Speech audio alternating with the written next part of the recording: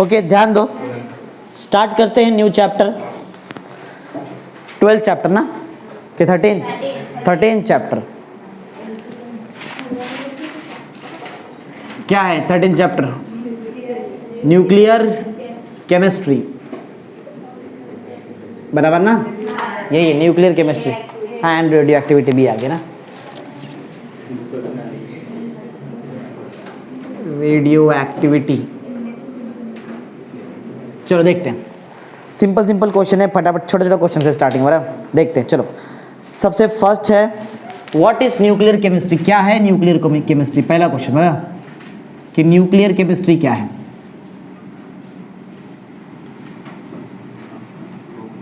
बराबर, what is nuclear, ऐसा question है तो बहुत सिंपल है। न्यूक्लियर केमिस्ट्री केमिस्ट्री का एक ब्रांच रहेगा, केमिस्ट्री के अंदर आया ना, तो ब्रांच ऑफ केमिस्ट्री। सुनो पॉइंट क्या है, आंसर सुनो क्या है। Nuclear chemistry is a branch of physical chemistry. Chemistry में दो आता है, फिजिकल वगैरह, ऐसा एनालिटिकल वगैरह बहुत कुछ आता है बराबर ऐसा। तो फिजिकल केमिस्ट्री का ये ब्रांच है। Nuclear chemistry is the branch of physical chemistry that deals with the reaction, बराबर, रिएक्शन से डील करेगा। ऐसा रिएक्शन जिसमें न्यूक्लियस का चेंज होता है, बराबर, न्यूक्लियर चेंज होता है, that deals with the reaction involving the change in atomic nucleus. नाम है ना न्यूक्लियर केमिस्ट्री, मतलब न्यूक्लियस में चेंज होने वाला है। समझा क्या बोल रहा है? Nuclear chemistry is the branch of physical chemistry that deals with the reactions, बराबर, और ये रिएक्शन में क्या होने वाला है? न्यूक्लियस का चेंज, बराबर, that deals with the reaction involving change in atomic nucleus, involving change in atomic nucleus. बोलो स्टार्ट करो, बोलो क्या था nuclear chemistry? Nuclear chemistry is the branch of physical chemistry that deals with the reaction involving change in atomic. बोलो, मैं बोल रहा है, तुमको नहीं आ रहा है, वापस बोलो, चलो बोलो, अभी तुम लोग बोलेंगे, बोलो। Physical chemistry that deals with the reactions involving change in atomic nucleus, बराबर ना? बोलो बोलो क्या था बताओ? हाँ ना, न्यूक्लियर केमिस्ट्री ना इज द ब्रांच, किसका? Branch of physical chemistry, branch of physical chemistry. क्या होने वाला है इसमें? विच, ये डील करता है, विच डील्स, किससे डील करता है? विच डील्स विद, हाँ, which deals with the reaction, with reactions. Reaction के अंदर क्या है? रिएक्शंस इन्वॉल्विंग चेंज, किसमें? Change in atomic nucleus, atom का nucleus, change in atomic nucleus. याद रहेगा ना? इजी है ना ये तो, बराबर, इजी तो है। चलो ये हो गया फर्स्ट क्वेश्चन, समझा कैसा है? इजी, छोटे छोटे क्वेश्चन एकदम। क्वेश्चन नंबर 2, क्वेश्चन नंबर 2 है what are the examples of nuclear reaction. Nuclear reaction का अलग अलग एग्जांपल्स क्या है, बराबर? Examples of nuclear reaction, example of nuclear reaction, बराबर। कुछ मालूम है तुमको न्यूक्लियर रिएक्शन का एग्जांपल? नहीं मालूम है? Example of nuclear reaction,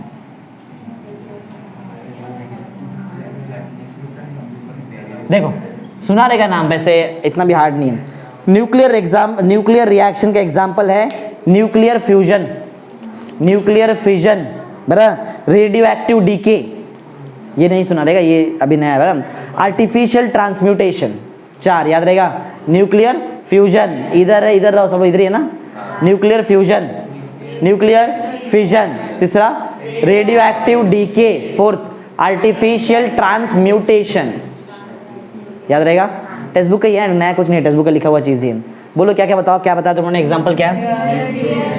nuclear fusion, okay, पहला एग्जांपल है हमारा न्यूक्लियर फ्यूजन, बराबर, न्यूक्लियर फ्यूजन। सेकंड, हाँ, न्यूक्लियर फिजन ना, न्यूक्लियर फिजन। फिर radioactive decay, active decay, radioactive decay, और आर्टिफिशियल ट्रांसम्यूटेशन, बराबर ना? एकदम इजी तो है ना, याद रहेगा ना? आर्टिफिशियल ट्रांस, ऐसा 4 एग्जाम्पल, बराबर, फर्स्ट, सेकेंड, ये थर्ड और ये फोर्थ, इजी है, समझा ना? कुछ नहीं याद है? अभी तक 2 क्वेश्चन कर दिया अपन ने। कौन सा होता है? क्या पहला? न्यूक्लियर केमिस्ट्री क्या है? वो ब्रांच ऑफ फिजिकल केमिस्ट्री जो डील करता है रिएक्शन से, वो रिएक्शन के अंदर न्यूक्लियस का चेंज होता है, एटॉमिक न्यूक्लियस का। सेकंड एग्जांपल है nuclear fusion, nuclear fission, radio activity, artificial transmutation. Simple है, आगे कुछ simple. Next third, what is the similarity between solar system and structure of atom? Solar system और structure of atom एक similarity है, बराबर। नया question है, क्वेश्चन नंबर 3, बराबर। क्या? सिमिलैरिटी, बराबर। सिमिलैरिटी बिटवीन, किसके बीच में बताओ? सिमिलैरिटी बिटवीन सोलर सिस्टम, बराबर। Solar system, solar system and दूसरा क्या बताया? And structure of atom. समझ आ रहा है? तुमको लग रहा है कि इसके बीच में कोई सिमिलैरिटी रहेगा? सोलर सिस्टम और स्ट्रक्चर ऑफ एटम के बीच में समझा? पढ़ा रहेगा ना तुम, रुदरफोर्ड का एटॉमिक मॉडल 9th स्टैंडर्ड में पढ़ा था ना, रुदरफोर्ड एटॉमिक मॉडल। हाँ, तो सोलर सिस्टम और हमारा एटम के बीच में बहुत पूरा सिमिलैरिटी है, समझा? ये यूनिवर्स छोटे से लेके बड़े तक सेम ऐसा ही बना है पूरा।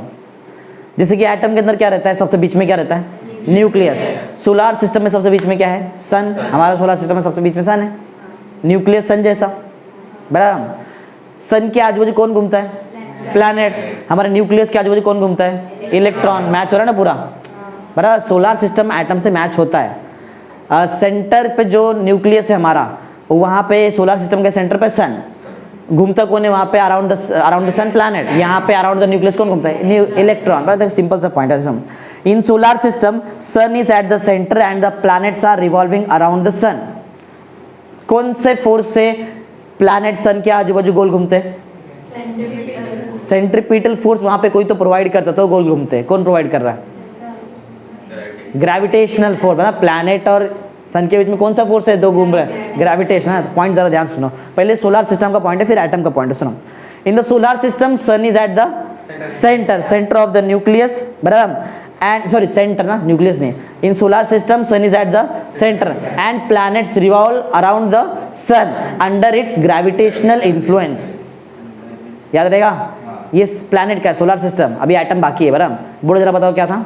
इन solar system sun is at the centre and planets are revolving around the sun under its gravitational influence. Same ऐसा सिमिलरली उसमें भी आएगा ना, सिमिलरली इन एटम, बराबर। Nucleus is at the centre and electron is revolving around the nucleus under its electro, मतलब या फिर बोल सकते हैं with electrostatic force of attraction. वहां पे इलेक्ट्रोस्टैटिक फोर्स ऑफ अट्रैक्शन रहता है ना, गोल घूम रहा है। सेंट्रीपिटल फोर्स रहेगा, कौन प्रोवाइड करता है वहां पे? इलेक्ट्रो। बताया, सब कुछ बताया था ना। प्लैनेट जब गोल घूमता है या फिर सैटेलाइट गोल घूमता है तो ग्रेविटेशनल फोर्स प्रोवाइड करता है। जब बाइक टर्न लेता है तो फ्रिक्शनल फोर्स प्रोवाइड करता है, याद है? नेसेसरी सेंट्रीपिटल फोर्स बताया था ना। इलेक्ट्रॉन और न्यूक्लियस के बीच में कौन प्रोवाइड करता है necessary centripetal force? Electrostatic force of attraction. बना सकते ना खुद से, तो पढ़ लेता है, फिर भी अपन अपने हिसाब से बना लेंगे। Similarly in the case of atom the nucleus is at the centre and the electrons are revolving around the nucleus under the electrostatic force of attraction. एक ही तो है, सेम ही है ना। अब मैं पूरा बोलता है, सुनो फिर बोलो, फिर लिखते हैं, बराबर। सुनो, in solar system sun is at the center of the sun is at center, बस sun is at the center and planets are revolving around the sun, बराबर, under its gravitational influence या फिर under the influence of gravitational force, ये ज़्यादा अच्छा रहेगा, under the influence of gravitational force. दूसरा, similarly in case of atom nucleus at the centre and electrons are revolving around the nucleus under the, या फिर उधर याद है क्या बताया था हम लोगों ने? उधर बोलो क्या, इन्फ्लुएंस बोला था, और दूसरा भी तो बताया था मैं तुमको, due to electrostatic force of attraction बोल सकते हैं, बराबर। उधर आएगा due to gravitational force, due to ज़्यादा अच्छा रहेगा। क्या बताया था पहले? Under the influence of gravitational force, लेकिन यहाँ पे under the influence of electrostatic force बोलेंगे तो भी चलेगा, समझा? याद रहेगा ना? बोल सकते हैं ना? अभी जरा बोलो क्या था, बताओ। हाँ, इन सोलार सिस्टम ना, solar system, in solar system क्या होता है? Sun is at the centre, किसका सेंटर? सोलर सिस्टम का सेंटर रहेगा, और किसका सेंटर ना? Sun is at the centre and planets ना, प्लैनेट्स रिवॉल्व कहाँ? अराउंड, किसके अराउंड? किसके आजू बाजू? अराउंड द सन, बराबर, अंडर या फिर ड्यू टू, ड्यू टू सबसे अच्छा रहेगा। ड्यू टू कौन सा फोर्स? ग्रेविटी, सबसे इजी ड्यू टू है, ड्यू टू लिखते हैं, ड्यू टू ग्रेविटेशनल फोर्स ना, due to gravitational force, due to gravitational force. Similarly ना, एटम बोलना बाकी है ना। सिमिलरली क्या होता बताओ, सिमिलरली सिमिलरली किस में, हाँ in case of atom, similarly in case of atom, similarly in case of atom कौन बीच में है, nucleus, nucleus is at the centre ना, nucleus is at the centre और and electrons revolves around the nucleus ना, and electron ना, and electron revolve around, कहाँ पे, around nucleus, and electron revolve around the nucleus, कैसे, कौन से force से, ड्यू टू इलेक्ट्रोस्टैटिक, अभी याद कर लो इजी हो जाएगा, due to it's electrostatic, due to electrostatic बोल सकते हैं, ड्यू टू इलेक्ट्रोस्टैटिक ना फोर्स ऑफ अट्रैक्शन। ये किसके बीच में रहेगा बताओ, due to electrostatic force of attraction, nucleus और इलेक्ट्रॉन के बीच में ना, बराबर ना, इजी है ना, छोटे छोटे क्वेश्चन समझना क्या है। तो इधर लिखा है what does atom consist of, simple simple है, 1 मार्क का क्वेश्चन कर रहे हैं हम लोग पहले, बराबर। नेक्स्ट क्वेश्चन क्या है, atoms consist of, what does atoms consist of,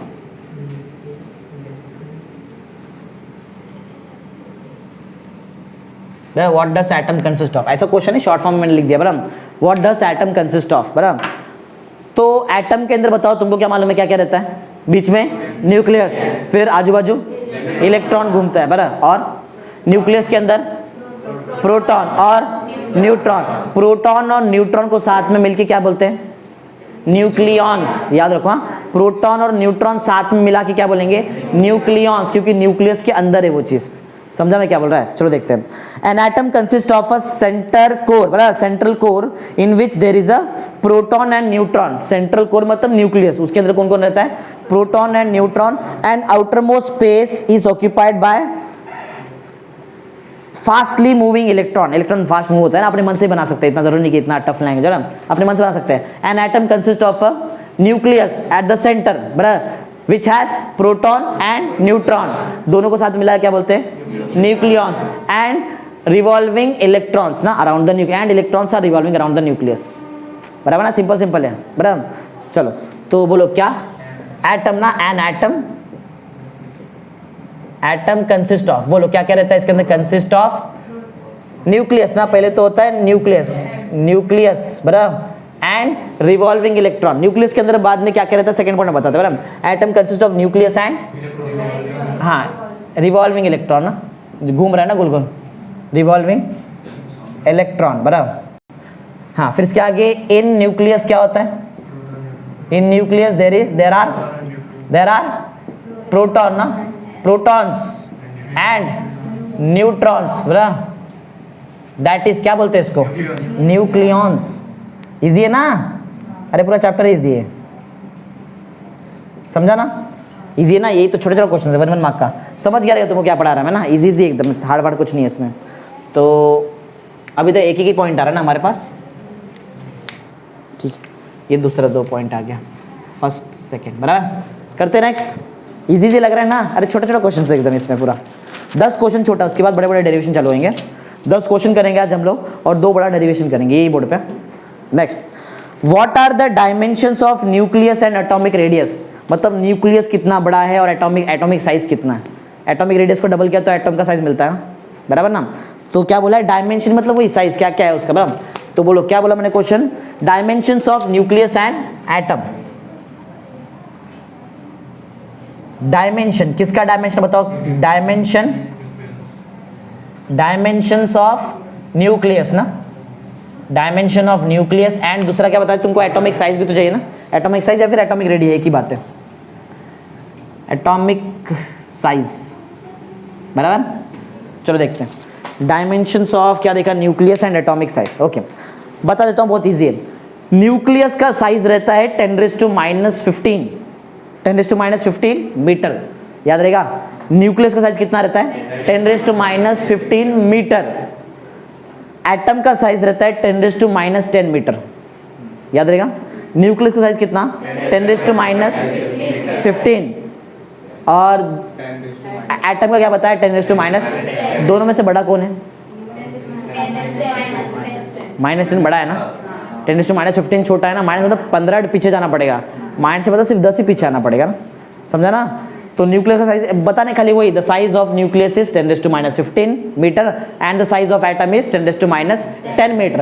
atom का साइज न्यूक्लियस से कितना बड़ा है? 10⁵। एक 10⁻15 है और दूसरा 10⁻10 है, तो दोनों में कितने गैप आ रहा है? 10⁵ बड़ा है ना, 10⁵ बड़ा है ना। हाँ चलो, तो 5 आएगा ना, 5 है, 10⁵ बड़ा। तो बस उतना ही तुमको यहाँ पे लिखना है, कौन क्या है बराबर। इसमें एक पढ़ के सुना था जो अपन अपने मन से ही बना सकते हैं। अपना आंसर याद रेडी है ना? The size of nucleus is कैसे देखो 10⁻10 मीटर ना, और 10⁻15 मीटर डिवाइड करो। 10⁻15 ऊपर जाएगा तो +15 हो जाएगा ना, और -10 5 आएगा ना, बराबर ना, बराबर ना, ऐसे रहेगा ना। तो कौन किससे बड़ा है? एटम बड़ा है किससे? कितना बड़ा है? 10⁵। चलो पूरा बना लेते फिर खुद से लिखते। देखो क्या, the size of nucleus is 10⁻15 metre and the size of atom is 10⁻10 metre. The atomic size या फिर size of atom is greater than the size of nucleus by 5 metre. पूरा बोलो जरा, बोलो क्या है? The size of nucleus is 10⁻15 meter and the size of atom is 10⁻10 meter. Thus, the size of atom is greater than the size of nucleus by 10⁵ meter. बोलो फटाफट बोलो, क्या था? साइज ना, पहले size of nucleus. The size of nucleus is कितना? 10⁻15 metre and the size of क्या? Atom, and the size of atom कितना है? Is 10⁻10 metre. आगे 10 क्या? 10 द साइज ऑफ एटम ना, या फिर एटॉमिक साइज बोलो तो बुझ दें। The size of atom is greater, बराबर, इज ग्रेटर देन, हाँ, greater than size of nucleus by 10⁵ metre. समझा? इजी है ना, एकदम इजी क्वेश्चन है इसमें, बराबर। आगे क्वेश्चन है, how is an element denoted? Element को डिनोट कैसे करते हैं? तुमको मालूम रहेगा एलिमेंट को डिनोट कैसे करते हैं? नीचे लिखते हैं एटॉमिक नंबर। पहली बात तो एक्स लिखते हैं, एक्स मतलब एलिमेंट, बराबर। नीचे छोटे सफिक्स में लिख देंगे हम लोग जेड मतलब एटॉमिक नंबर, बीच में एक्स है, नीचे सफिक्स में क्या है? जेड, और ऊपर पावर में ए है। ए मतलब एटॉमिक मास नंबर। दो ही चीज तो बताने का रहता है, atomic number, atomic mass number. समझा?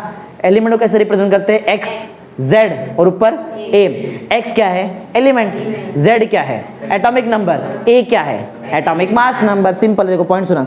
The element is denoted by, जैसे बताया, एक्स जेड ए, बराबर, where X is the symbol of element, element का सिंबल ना, और ए क्या बताया? Atomic mass number, Z atomic number. चलो लिखते हैं, how is an element denoted ना। Question number 6, how is an element denoted? Element को कैसे डिनोट करते हैं ये बोल रहे हैं, बराबर। सिंपल आंसर रहेगा ना इसका, बोलो क्या बताओ? The element is denoted by, हाँ, the element is denoted by कैसा? एक्स जेड और ऊपर ए। इजी ना ये तो। वेर बताना पड़ेगा, वेर किधर? वेर बताओ जरा मेरे को कि ये एक्स कौन है? नहीं, हाँ, सिंबल किसका? सिंबल ऑफ एलिमेंट, बराबर ना। ये जेड क्या है? एटॉमिक नंबर ना, एटॉमिक नंबर बोलते हैं जेड को। ये ए कौन है?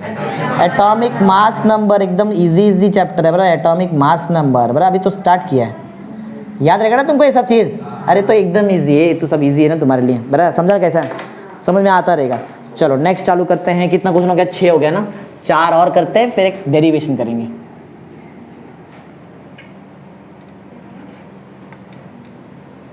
सबको आता रहेगा ना समझ में? चलो क्वेश्चन नंबर 7 है, how is the radius of nucleus related to mass number, बराबर। रेडियस, न्यूक्लियस का रेडियस को कैपिटल आर से डिनोट करते हैं, और मास नंबर मतलब एटॉमिक मास नंबर ए। दोनों में क्या रिलेशन है? रेडियस जो है वो डायरेक्टली प्रोपोर्शनल है cube root of atomic mass number को। याद रहेगा मैं क्या बोला? रेडियस जो है, radius of nucleus is directly proportional to cube root of atomic mass number, मतलब आर आएगा directly proportional to cube root ना, cube root of atomic mass number A, बराबर ना। क्यूब रूट को रेज टू 1/3 लिख सकते हैं। जैसे ही प्रोपोर्शनलिटी हटेगा कांस्टेंट आएगा, कांस्टेंट रहेगा आर नॉट, क्या रहेगा कांस्टेंट आर नॉट, याद रहेगा। अब वो सब कांस्टेंट वैल्यू सब बताता क्या है, देखो चलो। तो क्या था हमारा क्वेश्चन नंबर 7 ना, क्वेश्चन नंबर 7 है how is radius of nucleus related to mass number, बराबर। क्या क्वेश्चन है, हाउ इज रेडियस किसका, रेडियस ऑफ न्यूक्लियस ना, how is radius of nucleus related to mass number, या फिर एटॉमिक मास नंबर लिखा तो भी चलेगा। बताया ना तुमको कैसा रिलेटेड है, बोलो क्या बताया, बताओ। Radius of nucleus is directly proportional to cube root of atomic mass number, simple है ना। चलो बोलो क्या है, बोलो। द रेडियस किसका, ऑफ न्यूक्लियस पूछा है ना, कि पूछा है एटम का, न्यूक्लियस क्लियर लिखा है ना, द रेडियस ऑफ न्यूक्लियस ना इज, बोलो तो डायरेक्टली प्रोपोर्शनल किसको, directly proportional to cube root किसका, cube root of atomic mass number, atomic mass number, बराबर ना। बोलो कैसे लिखेंगे, कैपिटल आर मतलब क्या, radius of nucleus directly proportional to cube root of atomic mass number, तो ये होता है, बराबर। जैसे ही प्रोपोर्शनलिटी हटता है क्या आता है, इक्वल टू आएगा, कांस्टेंट आर नॉट आएगा, और बाजू में तुम्हारे पास क्या है, क्यूब रूट ऑफ ए भी है, जिसको तुम लोग क्या लिख सकते हो, रेज टू 1/3 ना। तो आर का आंसर क्या आएगा, R naught A raise to 1/3, बराबर है। अब आर नॉट कांस्टेंट है, एटॉमिक मास नंबर भी एक नंबर रहता है, इसको सॉल्व करेंगे तो आंसर मिलता है, आंसर का कंफर्म पावर होना चाहिए 10⁻⁻15। बोलो क्यों, जो भी आंसर आएगा उसका पावर रहेगा इंटू में 10⁻⁻15, बोलो क्यों, क्योंकि न्यूक्लियस का रेट दिख रहा है, न्यूक्लियस का साइज होता है ना उतना, समझा क्या, याद रहेगा ना। एक्चुअल में न्यूक्लियस साइज मतलब न्यूक्लियस का रेडियस है वो, समझा, radius of nucleus, atomic size मतलब एटम का रेडियस, ऐसा रेडियस की फॉर्म में बात करते हैं हम लोग। हाँ, तो इसका आंसर मिलता है 1.33, कितना मिलेगा 1.33, कांस्टेंट है ना तो वैल्यू मिलेगा 1.33 इंटू 10⁻⁻15 मीटर। समझा -15 क्यों आ रहा है, अरे किसका रेडियस है, न्यूक्लियस, तो 10⁻⁻15 में आएगा। अगर मैं एटम का रेडियस निकालता तो कितने में आता था, 10⁻10 में आता था, नंबर कुछ तो अलग हो सकता था वहाँ पे, बराबर ना। चलो समझा ना क्या है ये। अब नेक्स्ट पढ़ते हैं न्यूक्लियाइड्स क्या रहता है, जरा टेक्स्ट बुक को चेक करो, न्यूक्लियाइड्स है ऐसा कुछ दिया है, स्पेलिंग बोल क्या है,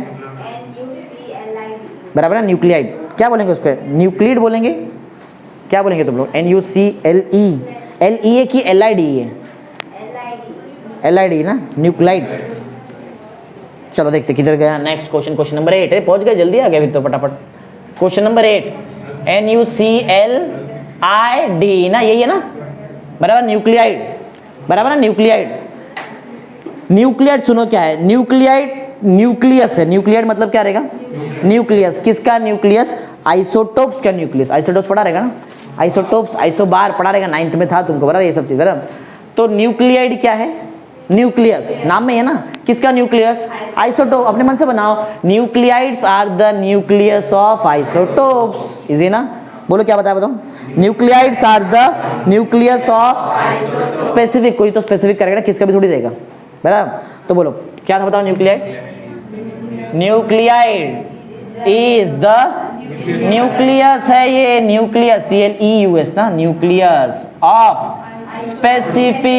स्पेसिफिक आइसोटोप, समझा क्या है आइसोटोप, अरे आइसोटोप पढ़ाया नहीं, तो आइसोटोप पढ़ाता है ना, समझा ना क्या है ये, न्यूक्लियाइड, इजी है ना। आइसोटोप का न्यूक्लियस को क्या बोलेंगे, न्यूक्लियाइड, बड़ा सिंपल है, हार्ड नहीं है। 9th क्वेश्चन, क्वेश्चन नंबर 9, बराबर 9th, हाँ इतना ही, छोटे छोटे ही ऐसा ही है, अभी थोड़ा थोड़ा बड़ा चालू होएगा। देखते ना, जितना होता है उतना करता हूँ, फटाफट हो रहा है तो जल्दी, लेकिन ठीक है। देखो बोर्ड भरेंगे लेकिन उसके बाद ही छोड़ेगा, उसके बाद ओरल भी लेगा तुम्हारा। नाइन्थ क्वेश्चन जरा ध्यान दो, क्लासिफिकेशन ऑफ न्यूक्लियाइड, न्यूक्लियाइड कैसा क्लासिफाइड है वो देखते हैं। क्लासिफिकेशन ऑफ न्यूक्लियाइड, इसमें बहुत सारा है, आइसोटोप्स है, आइसोबार, मिरर न्यूक्लियस है, आइसोटोन्स है, न्यूक्लियर आइसोमर है। 5 मार्क्स जो भी लिखा है ना, ये सब 1 मार्क का क्वेश्चन है जो भी लिखा है। अब मैं जो लिखा जा रहा हूँ 5 मार्क का क्वेश्चन है बराबर। तो क्वेश्चन है क्लासिफिकेशन ऑफ न्यूक्लियाइड, क्या क्वेश्चन है? क्लासिफिकेशन, कभी छोटा लिखता है कभी बड़ा लिखता है, ऐसा हो गया। क्लासिफिकेशन ऑफ न्यूक्लियाइड, देखो 5 क्लासिफिकेशन पहले वो सुन लो फिर बताता क्या क्या है। सबसे पहला है आइसोटोप्स, दूसरा है आइसोबार, तीसरा है मिरर न्यूक्लियस बराबर, तीसरा क्या है? Mirror nuclear. फोर्थ है आइसोटोन्स, फोर्थ क्या है? आइसोटोन। फिफ्थ है न्यूक्लियर आइसोमर। बोलो क्या क्या? पहला isotopes, isobar, mirror nuclei, isotones, nuclear isomer. वापस बोलो जरा, isotopes, isobar, mirror nucleus, isotones, nuclear isomer. भूल जाते बीच में, वापस बोलेगा, वापस बोलो। Isotopes, isobar, mirror nucleus, isotones, nuclear isomer. Easy तो है, फटाफट करते हैं सब में। एक एक डिफाइन का पॉइंट है बस, ज़्यादा नहीं है। चलो, आइसोटोप्स का मतलब तुमको मालूम ही है पहले से, एटॉमिक नंबर सेम रहता है, एटॉमिक मास नंबर अलग अलग रहता है ना, बराबर ना? पढ़ा है ना 9th में, बराबर ना?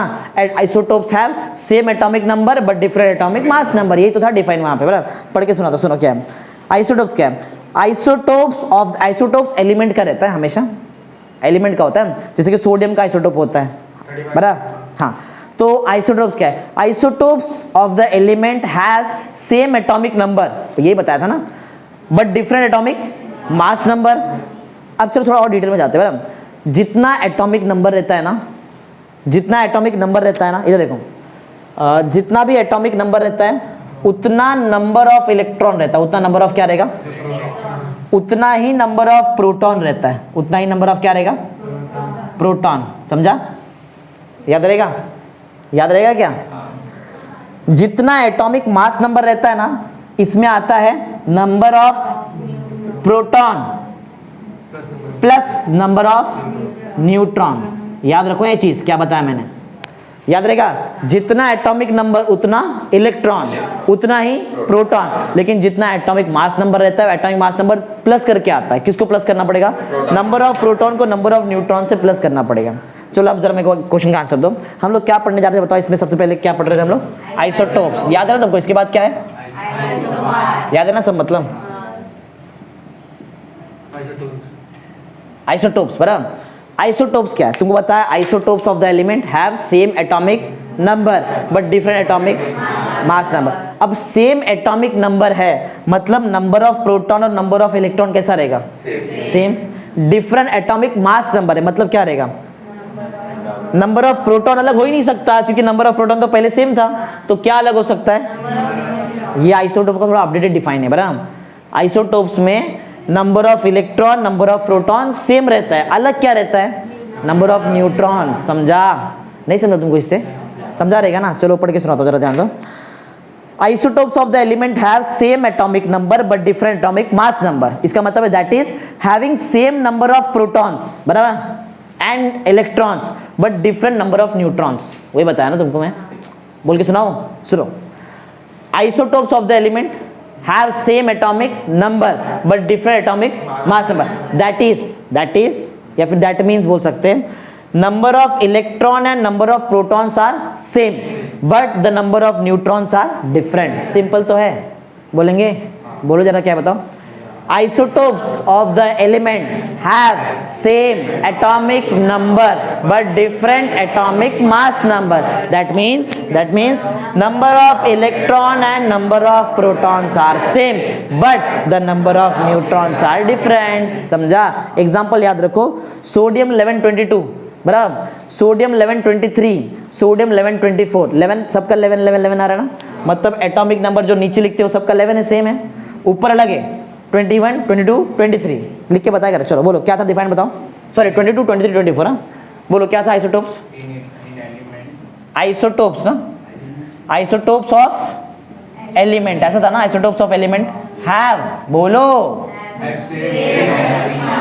सेम क्या, सेम एटॉमिक नंबर, लेकिन क्या, बट डिफरेंट, क्या है different, atomic mass number but different atomic mass number, atomic mass number अलग अलग है ना, हाँ, या फिर दैट इज लिखो या फिर दैट में चलता है, दैट इज क्या, दैट इज कौन कौन सेम है, number of electron, number of proton same है, अलग क्या है, दैट इज नंबर, क्या नंबर किसका, number of protons, number of protons and number of electrons ना, नंबर ऑफ इलेक्ट्रॉन्स कैसा है, आर सेम ना, number of electrons are same, but क्या, बट द नंबर किसका, number of neutrons, number of neutrons are different, बराबर ना, easy है ना। बोलो क्या बताया था, सोडियम 1122, सोडियम 1123, सोडियम 1124, सबका एटॉमिक नंबर, नीचे एटॉमिक नंबर लिखते हैं, ऊपर एटॉमिक मास नंबर लिखते हैं, बताया ना, अरे नीचे एटॉमिक नंबर होता है, ऊपर एटॉमिक मास नंबर होता है, सबका एटॉमिक नंबर सेम है डिफाइन के हिसाब से, सबका एटॉमिक मास नंबर अलग अलग है। एग्जांपल है आइसोटोप्स का, याद रहेगा, आइसोटोप्स का एग्जांपल है सोडियम 1122, 1123, 1124, स्टार्ट कैसे करने का, 11 का डबल करने का, बराबर ना, इजी है याद रखने के लिए।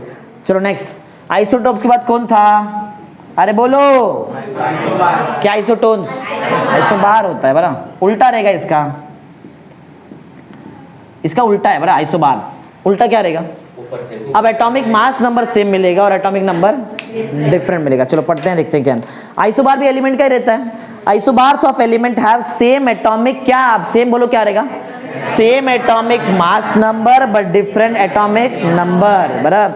अब इसका मतलब इधर से बताओ, एटॉमिक मास नंबर कैसा है, सेम है, एटॉमिक मास नंबर में कौन कौन आता है, न्यूट्रॉन आता है और प्रोटॉन आता है, और एटॉमिक नंबर डिफरेंट है, एटॉमिक नंबर डिफरेंट है तो कंफर्म तुम्हारा नंबर ऑफ इलेक्ट्रॉन डिफरेंट है, नंबर ऑफ इलेक्ट्रॉन डिफरेंट है, और बताओ क्या है फिर, नंबर ऑफ इलेक्ट्रॉन डिफरेंट है ना, और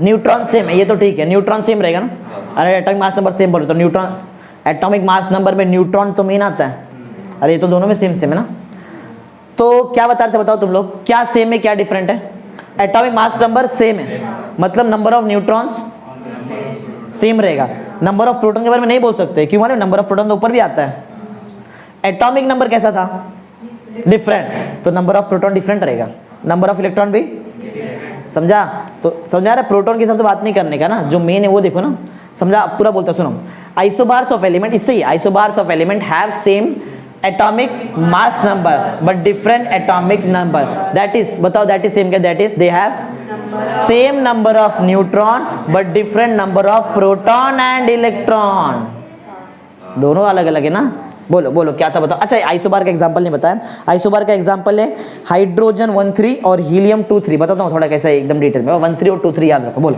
क्या था, isobars, isobars of element, isobars of element have same, क्या सेम है, सेम एटॉमिक मास नंबर ना, same atomic mass number, same अभी याद हो जा रहा है ना तुमको, अभी कभी याद कर लो, same atomic mass number but बोलो, हाँ different atomic number, atomic number अलग अलग है but different atomic number, that is, मतलब बताओ सेम कौन है, that is number of neutrons are same ना, दैट इज इसके हिसाब से लिख रहे हैं, that is number of neutrons कैसा है, are same, that is number of neutrons are same, but कौन, दो दो नंबर अलग है, कौन कौन, इलेक्ट्रॉन और प्रोटॉन, बट द नंबर, किसका नंबर, ऑफ इलेक्ट्रॉन, डायरेक्ट लिख रहा हूँ, इलेक्ट्रॉन एंड प्रोटॉन्स कैसा है, protons TONS, protons are different. Example याद है, H13 He13, H मतलब हाइड्रोजन, He मतलब हीलियम, दूसरा एलिमेंट, हाइड्रोजन इधर रहता है, हीलियम एकदम एंड पे रहता है, ऊपर मालूम है, वहाँ पे इनर्ट गैस में आता है ना हीलियम, याद है, हीलियम, फिर आगे नीचे krypton, argon, krypton, xenon, Renan, ऐसा सब रहता है बराबर, मालूम है ना ये सब चीज़, वो सब, हाँ क्या देख रहे थे हम लोग एग्जाम्पल, कौन था एग्जाम्पल में? हाइड्रोजन 13 एंड हीलियम 13 नहीं 23। अरे एटॉमिक नंबर अलग अलग होना चाहिए, एटॉमिक मास नंबर सेम रहेगा ना, बराबर ना। चलो जरा बताओ इसके अंदर नंबर ऑफ इलेक्ट्रॉन्स कितना है? हाइड्रोजन कितना कितना इलेक्ट्रॉन रहेगा? नंबर ऑफ इलेक्ट्रॉन किससे मालूम पड़ता है? एटॉमिक नंबर से, Z से मालूम पड़ता है ना। Z कितना है? नीचे Z रहता है तो एक ही इलेक्ट्रॉन रहेगा, बराबर है, बराबर ना। ऊपर से क्या मालूम पड़ता है? Number of protons plus number of, लेकिन एक शॉर्टकट है, जितना नंबर ऑफ इलेक्ट्रॉन रहता है, जितना नंबर ऑफ इलेक्ट्रॉन रहता है उतना ही नंबर ऑफ प्रोटॉन भी रहता है, बराबर। कितना नंबर ऑफ प्रोटॉन बोलो? 1। एटॉमिक मास, हाँ करेक्ट, समझो कैसे निकाला हो? देखो एक इलेक्ट्रॉन एक प्रोटॉन, ऊपर क्या रहता है? Proton plus neutron. प्रोटॉन कितना है तुम्हारे पास? एक है ना, तो न्यूट्रॉन कितना रहेगा? 2, तभी तो 3 बनेगा ना। समझ में आ रहा है क्या? तो बोलो नंबर ऑफ न्यूट्रॉन, बोलो 2 ना। इधर आओ, Z बोलो कितना है? Z 2 है, तो बोलो नंबर ऑफ इलेक्ट्रॉन कितना रहेगा? 2। नंबर ऑफ, नो नहीं है वो, मैं शॉर्ट फॉर्म लिख रहा हूं, तुम नंबर लिखना है NUMBER, बराबर। नंबर ऑफ प्रोटॉन कितना रहेगा? प्रोटॉन 2 है, ऊपर प्रोटॉन प्लस क्या आता है? न्यूट्रॉन, बराबर। प्रोटॉन प्लस न्यूट्रॉन आता है, तो न्यूट्रॉन कितना रहेगा? 1। तो नंबर ऑफ न्यूट्रॉन कितना मिलेगा तुमको? बराबर ना। क्या क्या सेम बोला था हम लोगों ने? That is number of neutrons, नहीं ना, एक मिनट को जल्दी बता दिया क्या? That is having different number of protons. Protons अलग अलग है ना, हाँ प्रोटॉन, प्रोटॉन अलग है, इलेक्ट्रॉन भी अलग है, एक भूल गए, इधर देखो। हाइड्रोजन एक ऐसा एलिमेंट है, मालूम है हाइड्रोजन एक ही इलेक्ट्रॉन रहता है ना, हाइड्रोजन के अंदर न्यूट्रॉन नहीं रहता है, मालूम है तुमको एक चीज? एक प्रोटॉन रहता है, हाइड्रोजन, हाइड्रोजन की बात कर रहा मैं, बराबर। हाइड्रोजन ये उसका एटॉमिक, उसका आइसोटोप है, ये हाइड्रोजन का आइसोटोप पता है, ऐसा अलग अलग फॉर्म में एग्जिस्ट होता है ना, ऐसा आइसोटोप नहीं, आइसोबार बोलना चाहिए। देखो कैसा हाइड्रोजन जो रहता है ना, एक्चुअल में हाइड्रोजन 1 रहता है, ऐसा रहता है, हाइड्रोजन 1 रहता है, मालूम है 1 इससे। लेकिन हमारा एग्जाम्पल मैच नहीं हो रहा है ना, लेकिन 1 3 से एक प्रोटॉन रहेगा तो 2 न्यूट्रॉन। हम लोग H13 है ना, कि जरा टेक्स्ट बुक में चेक करो, H12 तो नहीं दिया उधर, हाँ प्रोटॉन 1 है। Different number of protons and neutrons, proton भी अलग अलग है। एटॉमिक मास नंबर इसमें कैसे आया था हमको? एटॉमिक मास नंबर डिफरेंट ना, एटॉमिक मास नंबर कैसे आया था? सेम था कि? एक मिनट को, डिफाइन कुछ गलत बोल दिया क्या? Isobars of elements have same atomic mass number but different atomic number. Atomic number अलग अलग रहेगा तो इलेक्ट्रॉन अलग रहेगा, प्रोटॉन भी अलग रहेगा, सेम एटॉमिक नंबर। देखो तो इसमें ना न्यूट्रॉन की तरफ मत जाओ, वैसे तो देखने के टाइम पे उधर क्लियर दिखा है ना, हाँ डिफरेंट न्यूट्रॉन प्रोटॉन, ये अपना डिफाइन थोड़ा गलत हो गया। इधर देखो, इधर देखो, अपन ने जो डिफाइन बना दिया थोड़ा सा गलत हो गया। देखो सेम क्या है इधर नहीं बोल सकते, मालूम है क्यों? मालूम है एक प्रॉब्लम है, नंबर ऑफ प्रोटॉन इधर भी आ रहा है, नंबर ऑफ प्रोटॉन इधर भी आ रहा है ना, उसके से गलत हो जा रहा है, समझा? राइट किया अपन ने, जो कि एकदम राइट है, डिफाइन गलत बना दिया। वो भी डिफाइन है ना, जो अपन ने खुद से बनाया ना, ये डिफाइन गलत है, बाकी ऊपर राइट है। आइसोबार्स क्या देख के लग रहा है, क्या क्या अलग है बताओ? सब अलग है, सब अलग है ना, इलेक्ट्रॉन अलग है, प्रोटॉन अलग है, न्यूट्रॉन भी अलग है, समझा? समझा क्या है? हाँ तो लिखना है तो तीनों लिखना पड़ेगा, सेम वाला पार्ट वहाँ पे नहीं आएगा, समझा ना? क्योंकि प्रैक्टिकली करके देखा ना, ये रॉन्ग नहीं है, जो लिखा अपने बनाया खुद से बनाया वो रॉन्ग है, समझा? तो किधर थे हम लोग? हाँ, isobars of element have same atomic mass number but different atomic number, that is number of neutrons are same. हटा दो, बराबर, ये नहीं आएगा ना पॉइंट। यहाँ पे डायरेक्ट बोलो क्या लिखना पड़ेगा तुमको, कौन कौन डिफरेंट है ना, कौन कौन डिफरेंट, सब तो डिफरेंट है ना। That is different number of, बोलो क्या क्या आएगा तुमको? डिफरेंट नंबर ऑफ क्या क्या मिलेगा? Number of electron, number of proton and number of neutron, सब एक साथ, बराबर। करके देखे ना, मालूम पड़ा ना यहाँ से, बराबर। बोलो दैट इज क्या है बताओ? दैट इज डिफरेंट ना, डिफरेंट ना, different different number of proton ना, प्रोटॉन इलेक्ट्रॉन ना, इलेक्ट्रॉन एंड न्यूट्रॉन। देखो समझ में करके देखने में मालूम पड़ा कि ऐसा हो रहा है बराबर, नहीं तो पहले हमारा लॉजिक समझ रॉन्ग क्यों हो गया कि दोनों में सेम सेम आ गया था प्रोटॉन प्रोटॉन। इसके लिए समझ में आ गया ना क्या किए। चलो अब पढ़ते हैं मिरर न्यूक्लियस। याद है इसके बाद मिरर न्यूक्लियस था, उसके बाद आइसोटोन्स ना, उसके बाद न्यूक्लियर आइसोमर। ठीक है चलो ये दो हो गया, इधर जगह नहीं है, आगे बढ़ते हैं। तो कहीं बीच में ऐसा अटक गए ना तो एग्जांपल याद रखो बराबर, तो एग्जांपल से हम लोग प्रॉपर्ली कर सकते हैं ऑपोजिट रिटर्न।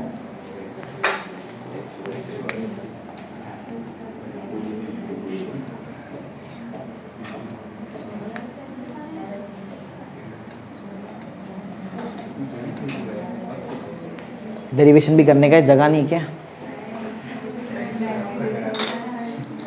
चलो क्या बोल रहे थे तुम लोग, क्या थर्ड क्या है बोलो, सो गए लगता। मिरर न्यूक्लियस, मिरर न्यूक्लियस देखते हैं ये भी इजी रहेगा। डिफाइन सुनो अपने मालूम पड़ेगा। देखो क्या मिरर न्यूक्लियाई या फिर nucleus are the isobars, isobar ही रहेगा, आइसोबार ही है वो। Mirror nucleus are the isobars in which number of protons बराबर and neutrons differ by 1 unit and they can be interchange. मतलब नंबर ऑफ प्रोटॉन और नंबर ऑफ न्यूट्रॉन के बीच में कितने का डिफरेंस रहेगा, एक एक का रहेगा। देखो जैसे इधर भी था ना, एक एक का था ना प्रोटॉन और न्यूट्रॉन में, समझा। तो ये भी एग्जांपल तुम लोग वहां पे लिख सकते हैं बराबर। तो मिरर न्यूक्लियाई मतलब क्या है, mirror nuclei are the isobars, isobar का ही टाइप है ना, तो आइसोबार का एग्जांपल वहां पे आ सकता है बराबर। कंडीशन है कि डिफरेंस कितने का होना चाहिए, एक एक का बराबर। तो mirror nuclei are the isobar in which number of proton and number of neutron differ by 1 ना, या फिर 1 यूनिट, क्या लिखा है, डिफर बाय 1 यूनिट बराबर। And they can be interchange, याद रखो इंटरचेंज उल्टा भी कर सकते हैं। जरा बोलो क्या बताया मैंने तुमको, mirror nuclei are the isobars बराबर। Mirror nuclei are the isobars क्या होएगा इसके अंदर, इन विच या फिर हाँ nuclei in which number of proton and number of neutron differs by 1 unit and they can be interchange. चलो बोलो, लिख देता हूं फटाफट, बोलो क्या था बताओ, बोलो। मिरर न्यूक्लियाई ना, mirror nuclei are the isobars ना, आर द आइसोबार्स, बोलो हाँ are the isobars in which क्या होता है, in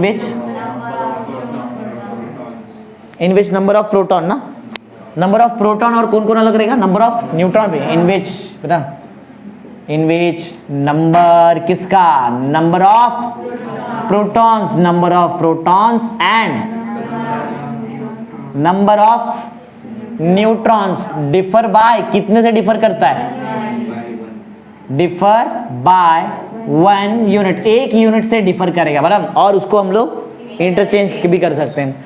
and they can B interchanged, समझा ना।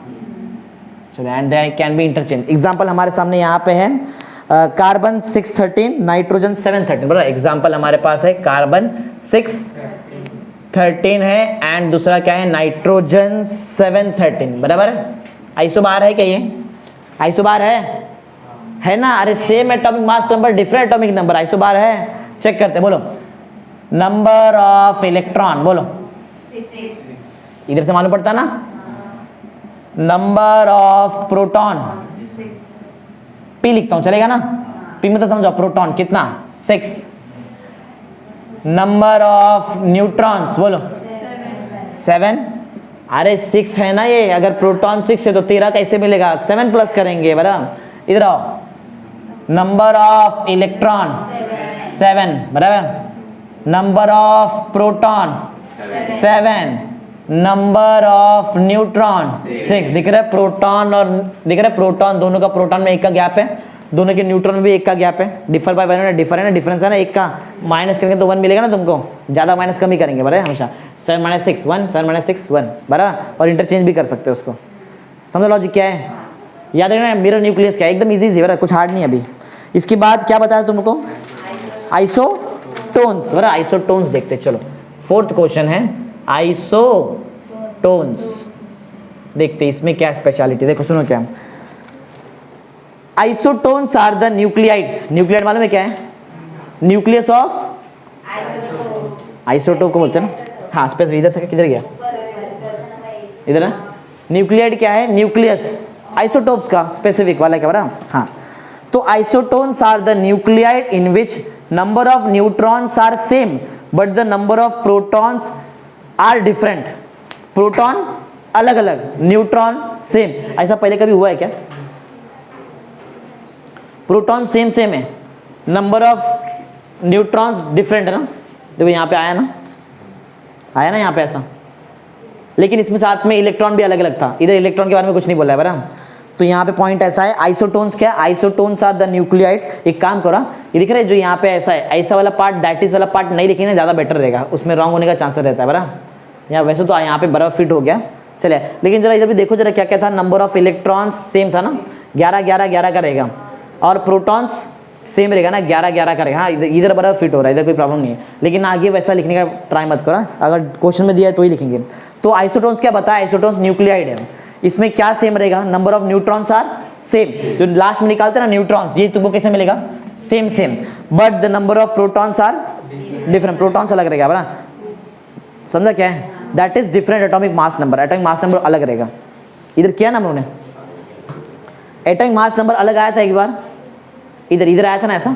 अच्छा इसे ही कंपेयर करते, जान दो, दैट इज वाला पार्ट मत लिखो, सिंपल। क्या सेम है? न्यूट्रॉन। क्या अलग है? प्रोटॉन। सिंपल ना।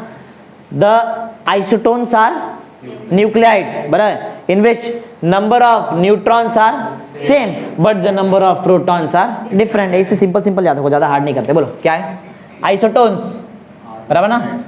Isotones are nuclide, are nuclide बराबर, CLID ना, सिर्फ D था ना वहाँ पे। Are nuclides of nuclides, nuclides in which क्या होता है बताओ? इन विच हाँ नंबर क्या, किसका number? Number of neutrons. Number of neutrons कैसा है? Are same, number of neutrons are same but हाँ नंबर ऑफ प्रोटॉन्स ना, number of protons are different, अलग अलग है बराबर ना। याद रहेगा ना। चलो एग्जाम्पल बोल देता हूँ। इसका एग्जाम्पल है नहीं क्या दिया, C6 लिया क्या अपन ने पहले? आइसोटोन्स मिरर न्यूक्लियर में वो जो लिया था वही सेम यहाँ पे भी लिया है बराबर। C6 13, C7 13, अलग अलग है ना। नहीं नंबर ऑफ, अच्छा अलग है, अलग है। एग्जाम्पल देखो, एग्जाम्पल है C6 13, याद रखने के लिए ईजी है। N7 14 ऐसा है बराबर, अलग है। अरे 14 आया उधर, ऊपर 13 था, याद है क्या? बोलो निकालो, नंबर ऑफ इलेक्ट्रॉन निकालो 6, नंबर ऑफ प्रोटॉन निकालो 6, नंबर ऑफ न्यूट्रॉन निकालो 7 बराबर। इधर आओ, नंबर ऑफ इलेक्ट्रॉन निकालो 7, नंबर ऑफ प्रोटॉन निकालो, अलग हो गया ना प्रोटॉन। नंबर ऑफ न्यूट्रॉन निकालो, मैच हो गया न्यूट्रॉन, न्यूट्रॉन मैच होना चाहिए, प्रोटॉन मैच नहीं होना चाहिए। सिंपल सिंपल एकदम बराबर। आगे दूसरा क्या है? न्यूक्लियर आइसोमर ना, न्यूक्लियर आइसोमर। चलो ये थोड़ा सा अलग है, न्यूक्लियर आइसोमर। हाँ न्यूक्लियर आइसोमर बराबर, न्यूक्लियर आइसोमर देखते हैं क्या है न्यूक्लियर आइसोमर। कौन सा क्वेश्चन कर रहे हैं हम लोग? 9th करें ना, लेकिन इसमें ही टाइम चले गया बहुत ना। इसके बाद 10th है स्टेबल न्यूक्लियाइड, उसके बाद 11th और 12th, 12 क्वेश्चन करने के अपने को। ठीक है देखो ध्यान दो, न्यूक्लियर आइसोमर क्या है वो देखते हैं बराबर। न्यूक्लियर आइसोमर देखो ध्यान दो, किधर गया? हाँ nuclear isomers are the nuclide. जैसे ये भी न्यूक्लियाइड था वैसे ये भी न्यूक्लियाइड रहेगा। न्यूक्लियाइड मतलब क्या? न्यूक्लियस ऑफ स्पेसिफिक आइसोटोप्स बराबर। Nuclear isomers are the nuclide having same number of proton. अब उल्टा हो जाएगा, अब प्रोटॉन कैसे रहेगा? Same, having same number of protons and neutron, that is same number of proton and neutron. इसका मतलब क्या सेम है एक्चुअल में? एटॉमिक मास नंबर, क्योंकि दोनों इसमें ही आता है ना, समझा? हैविंग सेम नंबर ऑफ क्या आएगा? Proton and neutron, that is same atomic mass number but different in the energy state. दोनों का एनर्जी कैसा रहेगा? एनर्जी का स्टेट अलग अलग। समझ में क्या बोला? जरा पॉइंट ध्यान सुनो। Nuclear isomers are the nuclides बराबर। न्यूक्लियर आइसोमर क्या रहेगा? न्यूक्लियाइड। किसका? अच्छा वो छोड़ो, न्यूक्लियर आइसोमर न्यूक्लियाइड रहेगा। क्या होएगा इसके अंदर? In which number of protons and number of neutrons are same बराबर। अलग क्या है? But different in their, but they are different in their energy state बराबर। दोनों का एनर्जी स्टेट अलग अलग रहता है। जो मेटास्टेबल रहता है ना, मेटास्टेबल उसका ज्यादा एनर्जी रहता है बराबर। तो वहां पे M लिखते, बताऊंगा तुमको क्या है, जरा ध्यान दो। एटॉमिक मास नंबर कैसा बताया तुमको, एटॉमिक मास नंबर सेम है but different in their energy state है। ध्यान दो सब लोग, यहाँ बाकी कुछ नहीं होना चाहिए, but different in their energy state. Example इसका बताता हूँ तुमको, पहले वो पॉइंट जरा मेरे को बता दो, क्या बोला बताओ तुम लोगों ने। न्यूक्लियर आइसोमर क्या है, nuclear isomers are the nuclides in which number of protons and number of neutrons are same but they are different in their energy level, या फिर बोल सकते but different in their energy state, भी चलेगा। बोलो जरा क्या बताओ, बोलो।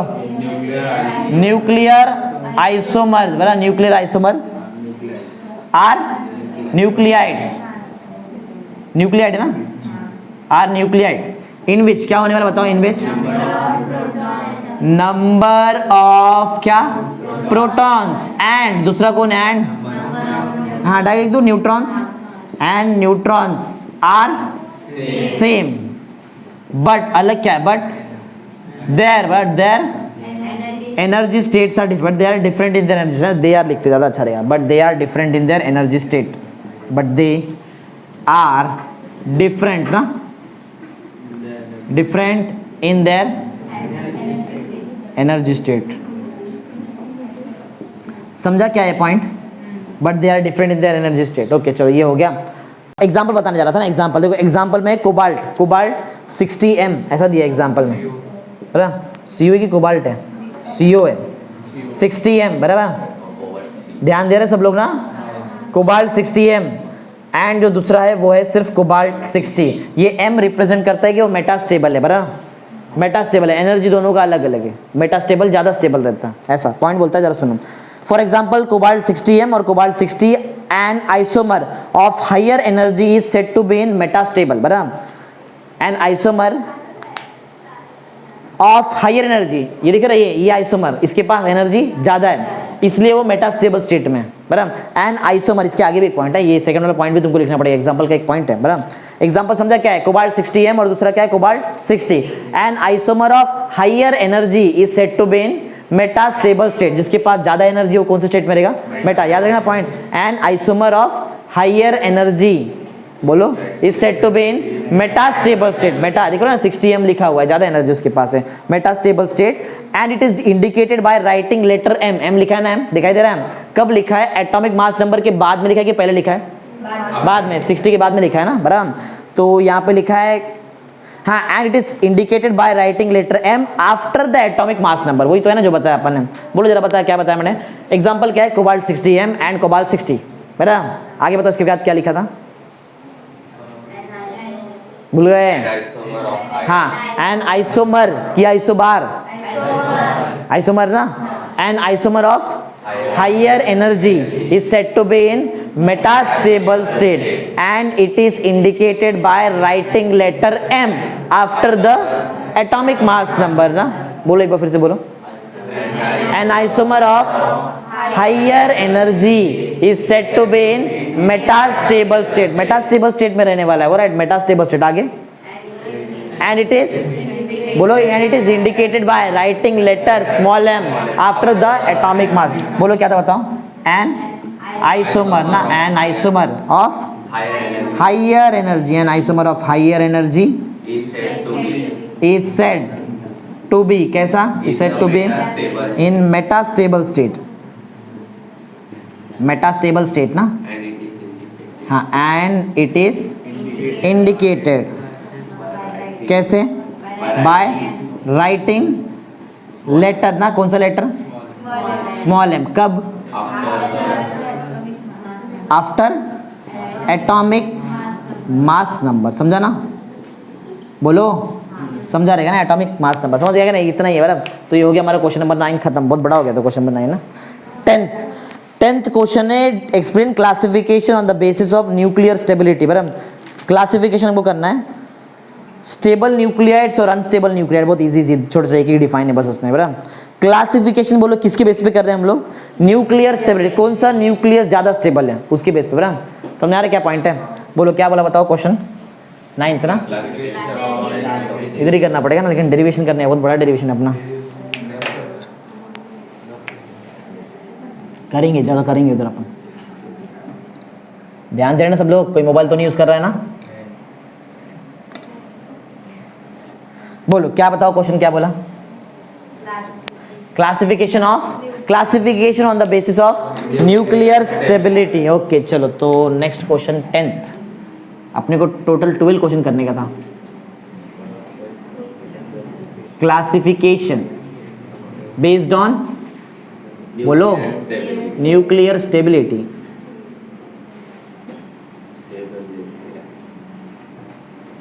चलो बोलो, इसमें दो टाइप का आएगा बराबर, एक रहेगा स्टेबल न्यूक्लियाइड और दूसरा रहेगा अनस्टेबल न्यूक्लियाइड। बहुत इजी है, स्टेबल का डिफाइन आया तो अनस्टेबल अपने पाएगा। सुनो, stable nuclides are the nucleus of isotopes, nucleus रहता है ना आइसोटोप्स का, in which number of electrons and the position of nucleus may change but the number of protons and neutrons inside the nucleus remains constant। इसका मतलब क्या, सुनो, number of electron बराबर और पोजीशन ऑफ न्यूक्लियस चेंज हो सकता है, लेकिन न्यूक्लियस के अंदर जो नंबर ऑफ प्रोटॉन है और जो नंबर ऑफ न्यूट्रॉन है वो चेंज नहीं होएगा।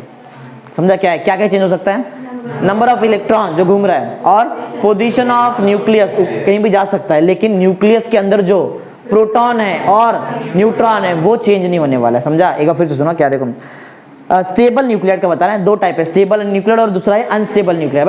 स्टेबल न्यूक्लियाइड क्या है, stable nuclide are the nucleus of isotope, nuclide क्या रहेगा, आइसोटोप का न्यूक्लियस होता है ना, stable nuclide are the nucleus of isotopes in which the number of electron and the position of nucleus में चेंज हो सकता है, but the number of protons and the number of neutron inside the nucleus remains constant. फिर same बोल constant ही लिखा है।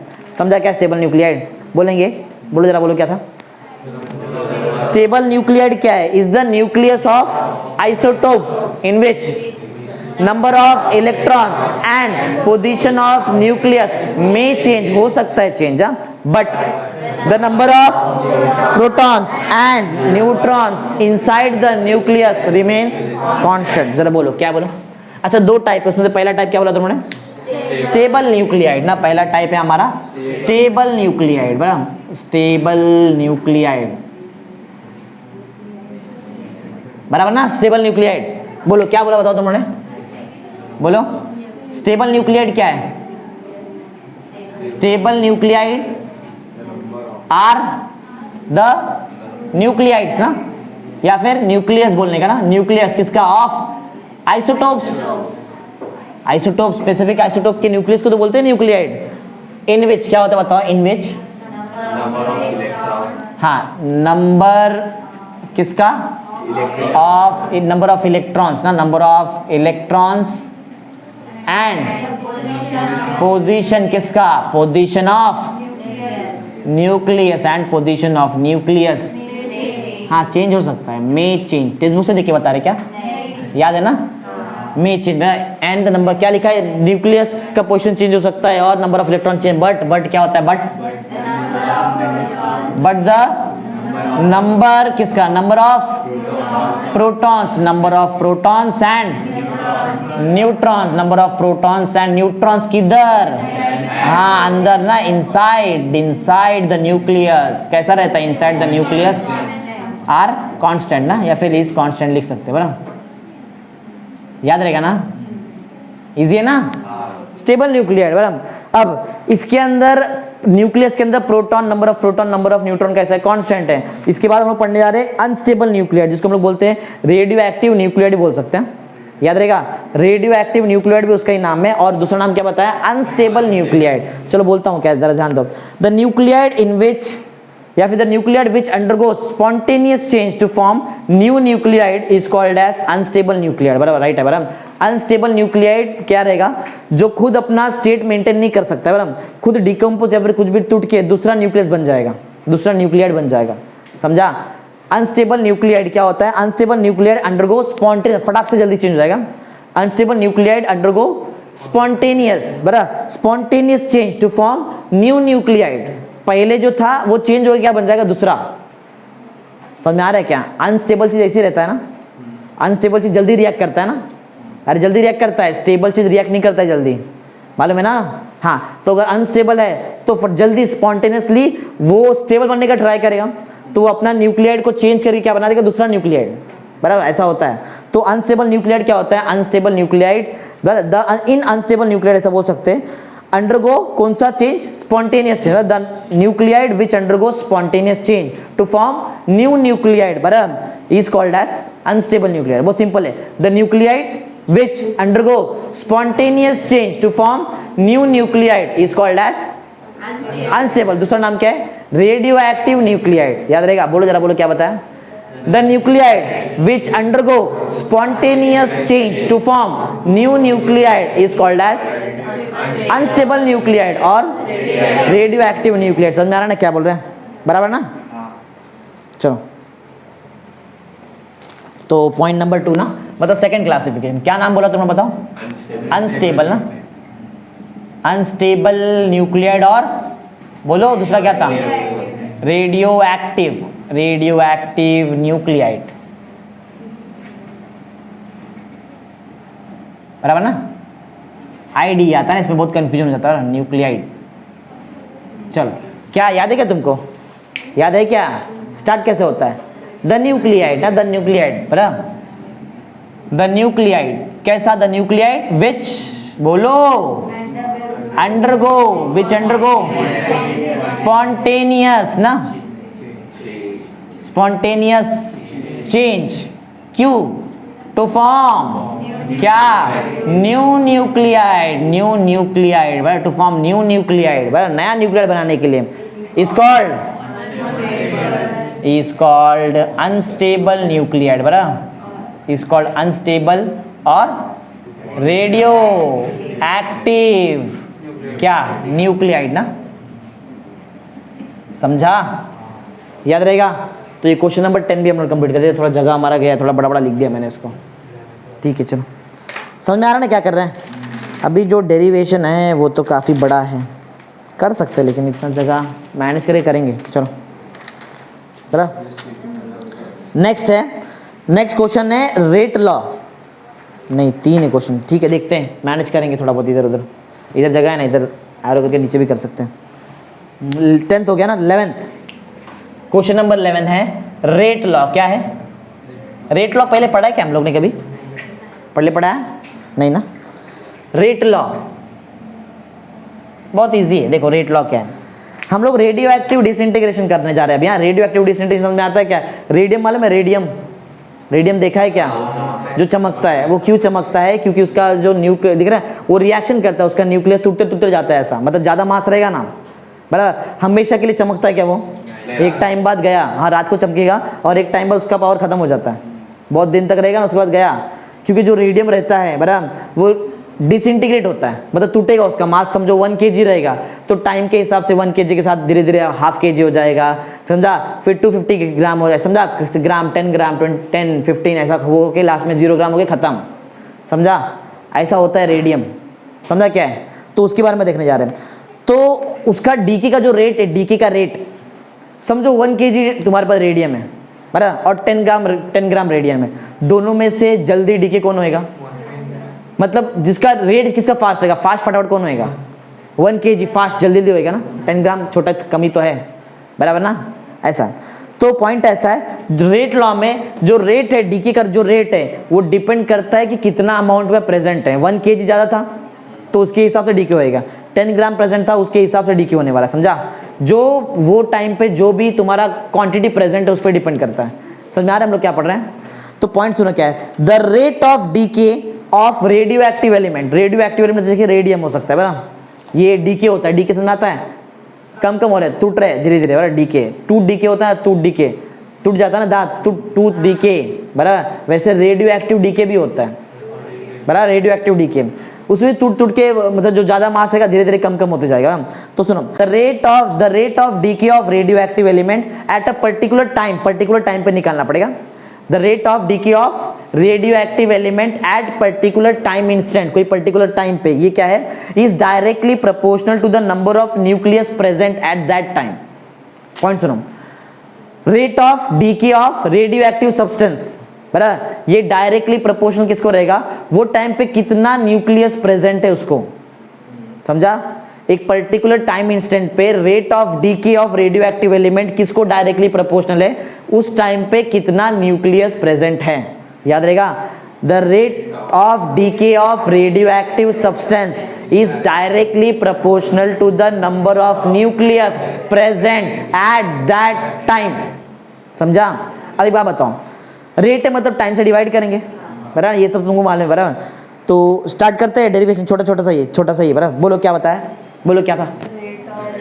The rate, किसका? द रेट ऑफ, कौन सा? रेट ऑफ डीके, हाँ, किसका डीके हो रहा था याद है क्या? लेकिन हाँ, रेडियो एक्टिव, याद है ना, सब लोग जागे ना। The rate of decay, the rate of decay of किसका? रेडियो एक्टिव ना, रेडियो एक्टिव क्या? Radioactive substance. The rate of decay of radioactive substance is directly proportional किसको? Directly proportional to number of nucleus ना, number of क्या? Nucleus, number of nucleus. ये कौन सा nucleus है? कौन से टाइम पे? वही टाइम पे जिस पे तुम लोग डीके निकाले ना, प्रेजेंट एट दैट इंस्टेंट, बराबर। नंबर ऑफ न्यूक्लियस प्रेजेंट ना, number of nucleus present at that instant. समझा? याद रहेगा? मैथमेटिक्स बताऊं? देखो, द रेट, बराबर, टाइम से डिवाइड किया ना, the rate of decay of radio active सबसे, मतलब उसका न्यूक्लियस डिसइंटीग्रेट हो रहा है, क्या टूट रहा है? न्यूक्लियस, हाँ, ऐसा। The rate of decay of radioactive substance is directly proportional to number of nucleus present at that time. समझा?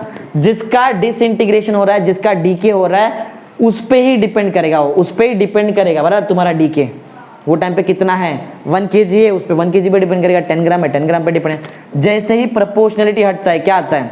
इक्वल टू आता है और कांस्टेंट, बराबर। तो dn/dt, बराबर, dn/dt जो है इक्वल टू आएगा, कांस्टेंट आए, कांस्टेंट लैम्बडा लिया है मैंने, बराबर। अब एक पॉइंट जरा सुना, बहुत इंपॉर्टेंट चीज, ये जब प्रोपोर्शन हटाते हैं ना, उधर एक लॉजिक भी लगाने का। अगर टाइम के हिसाब से, बराबर, डीके हो रहा है, मतलब कम हो रहा है कि ज्यादा हो रहा है? कम हो रहा है, तो तुमको यहाँ पे माइनस साइन लेना पड़ेगा, बराबर। अगर समझो मैं बैक्टीरिया का कल्चर कर रहा है, बैक्टीरिया कल्चर, बराबर, बैक्टीरिया कल्चर कर रहे मतलब बैक्टीरिया ज्यादा होएगा कम होएगा? ज्यादा होएगा, तो मतलब प्लस साइन डालेगा। समझा? ऐसा कुछ समझ में आ रहा है क्या है? बैक्टीरिया का जो ग्रोथ है टाइम के हिसाब से, वो भी डिपेंड किस पे करेगा? वो टाइम पे कितना बैक्टीरिया प्रेजेंट है, सेम ऐसे, खाली उधर प्लस आएगा। समझा? ये सब 12th में आएगा, ये सब तो बहुत याद रखना। समझा? माइनस साइन क्या लिया? Minus sign indicates that the, ये क्या हो रहा है? The mass of the radioactive substance is decreasing with time, ये इंडिकेट कर रहा है ना वो। बोलो, चलो सब बताओ, वेर कौन कौन क्या क्या है? वेर dn/dt क्या है?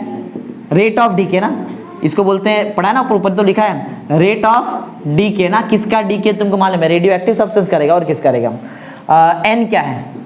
Number of nucleus present at that time ना, बराबर, या फिर वही radio active substance present at that time, nucleus present, बराबर, दैट टाइम पे रहेगा।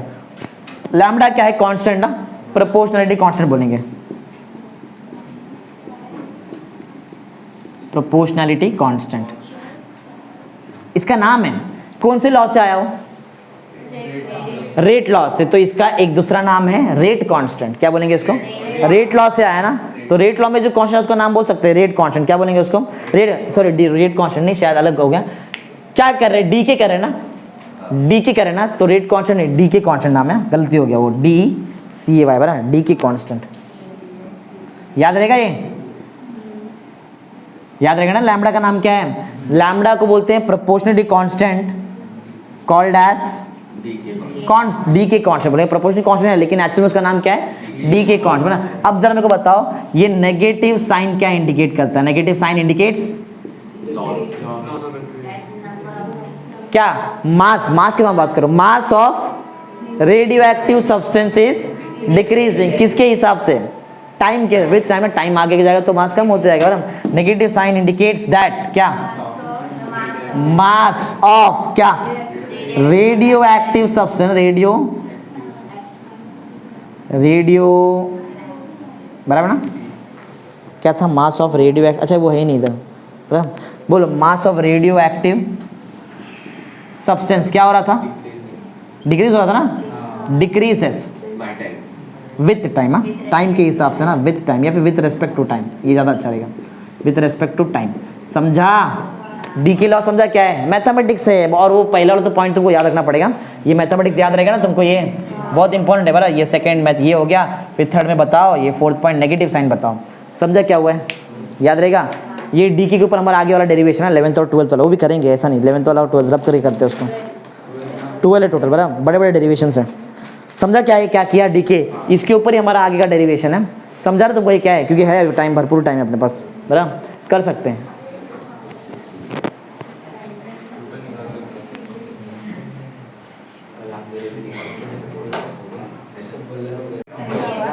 ओके कितना क्वेश्चन हुआ था हमारा, वो 11 हो गया था, 8 10 हुआ था ना, 11 हुआ था। ठीक है, बोला तुम लोग एक ज़्यादा करते हैं, मतलब 13 करने का मतलब अपने को, बरा। चलो ध्यान दो, इस चैप्टर का सबसे इंपॉर्टेंट क्वेश्चन अभी कराने जा रहा है मैं तुमको, बरा। कितना क्वेश्चन बताओ, ये क्वेश्चन नंबर 12 क्वेश्चन है, derive an expression for D के कांस्टेंट, बरा। बड़ा डेरिवेशन है एकदम, ध्यान दो। डिराइव एन एक्सप्रेशन फॉर कौन सा कांस्टेंट, डी के कांस्टेंट, बरा।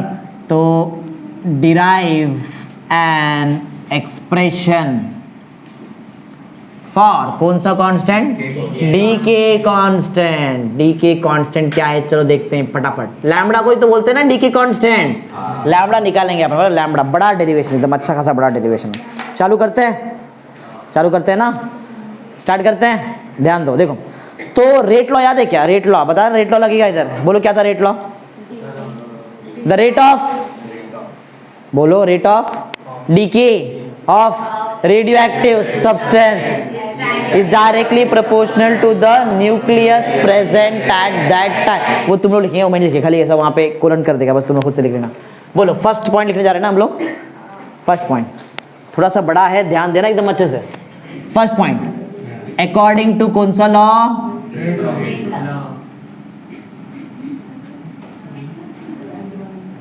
According to rate law. याद आता ना सबको रेट लॉ क्या है, हाँ। तो रेट लॉ तुमको लिखना है, मैंने पढ़ा दिया है क्वेश्चन नंबर 11 में, बड़ा रेट लॉ पूरा का पूरा स्टेटमेंट आना चाहिए। अब मैथमेटिक्स चालू करते हैं, थोड़ा बहुत यहाँ से मैथमेटिक्स करने चालू करेंगे, जरा ध्यान दो, हंसो मत इतना। क्या करे थे हम लोग, हाँ रेट लॉ, बोलो क्या था, D N by D T was directly proportional to N, D N by D T is equal to minus lambda N, बराबर। इंटीग्रेशन करना पड़ेगा, यहाँ पे इंटीग्रेशन तुम्हारे सिलेबस से निकाल दिया है ना, इंटीग्रेशन तुम्हारे सिलेबस से 11th में निकाल दिया, लास्ट ईयर के सिलेबस में 11th में था, तो थोड़ा बहुत तो आता था बच्चे लोग को, लेकिन कुछ भी नहीं आता अभी तो बच्चे लोग को, अभी डायरेक्ट 12th में दिया है तुमको।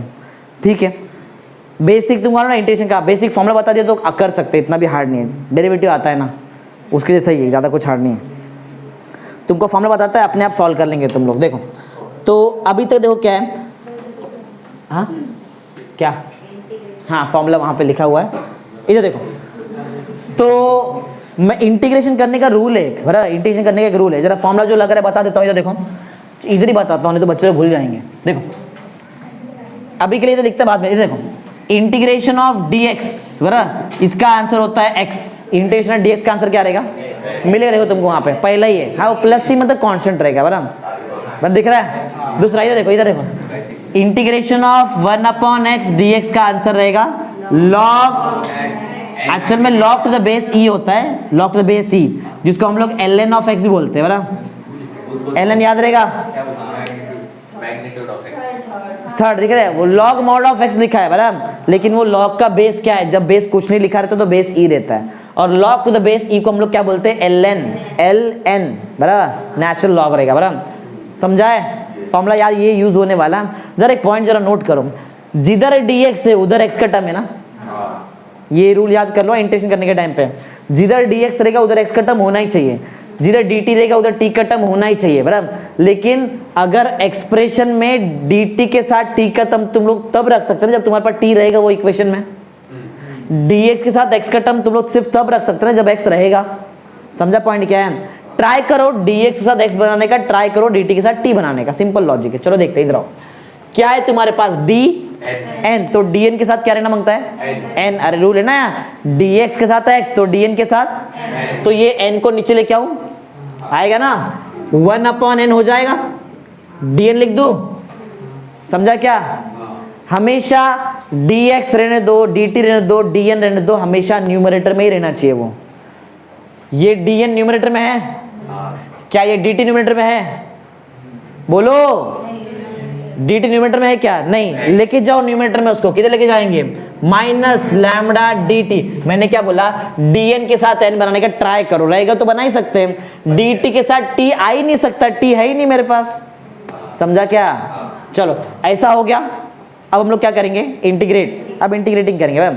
चलो तो अब हम लोग करने आ रहे हैं इंटीग्रेटिंग बोथ साइड। इंटीग्रेटिंग क्या आएगा? बोथ साइड, दोनों साइड हम लोग इंटीग्रेट करने जा रहे हैं। चलो दोनों साइड इंटीग्रेट करते हैं, बोलो क्या आएगा? इंटीग्रेशन 1/n, ये सिंबल है इंटीग्रेशन का, ऐसा क्या बोलते हैं उसको? Integration. Integration 1/n dn is equal to integration minus lambda dt, बराबर है।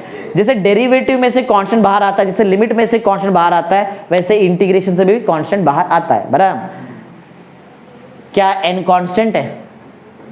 n क्या था? नंबर ऑफ न्यूक्लियस, जो टाइम के हिसाब से चेंज हो रहा है, वो थोड़ी कांस्टेंट है।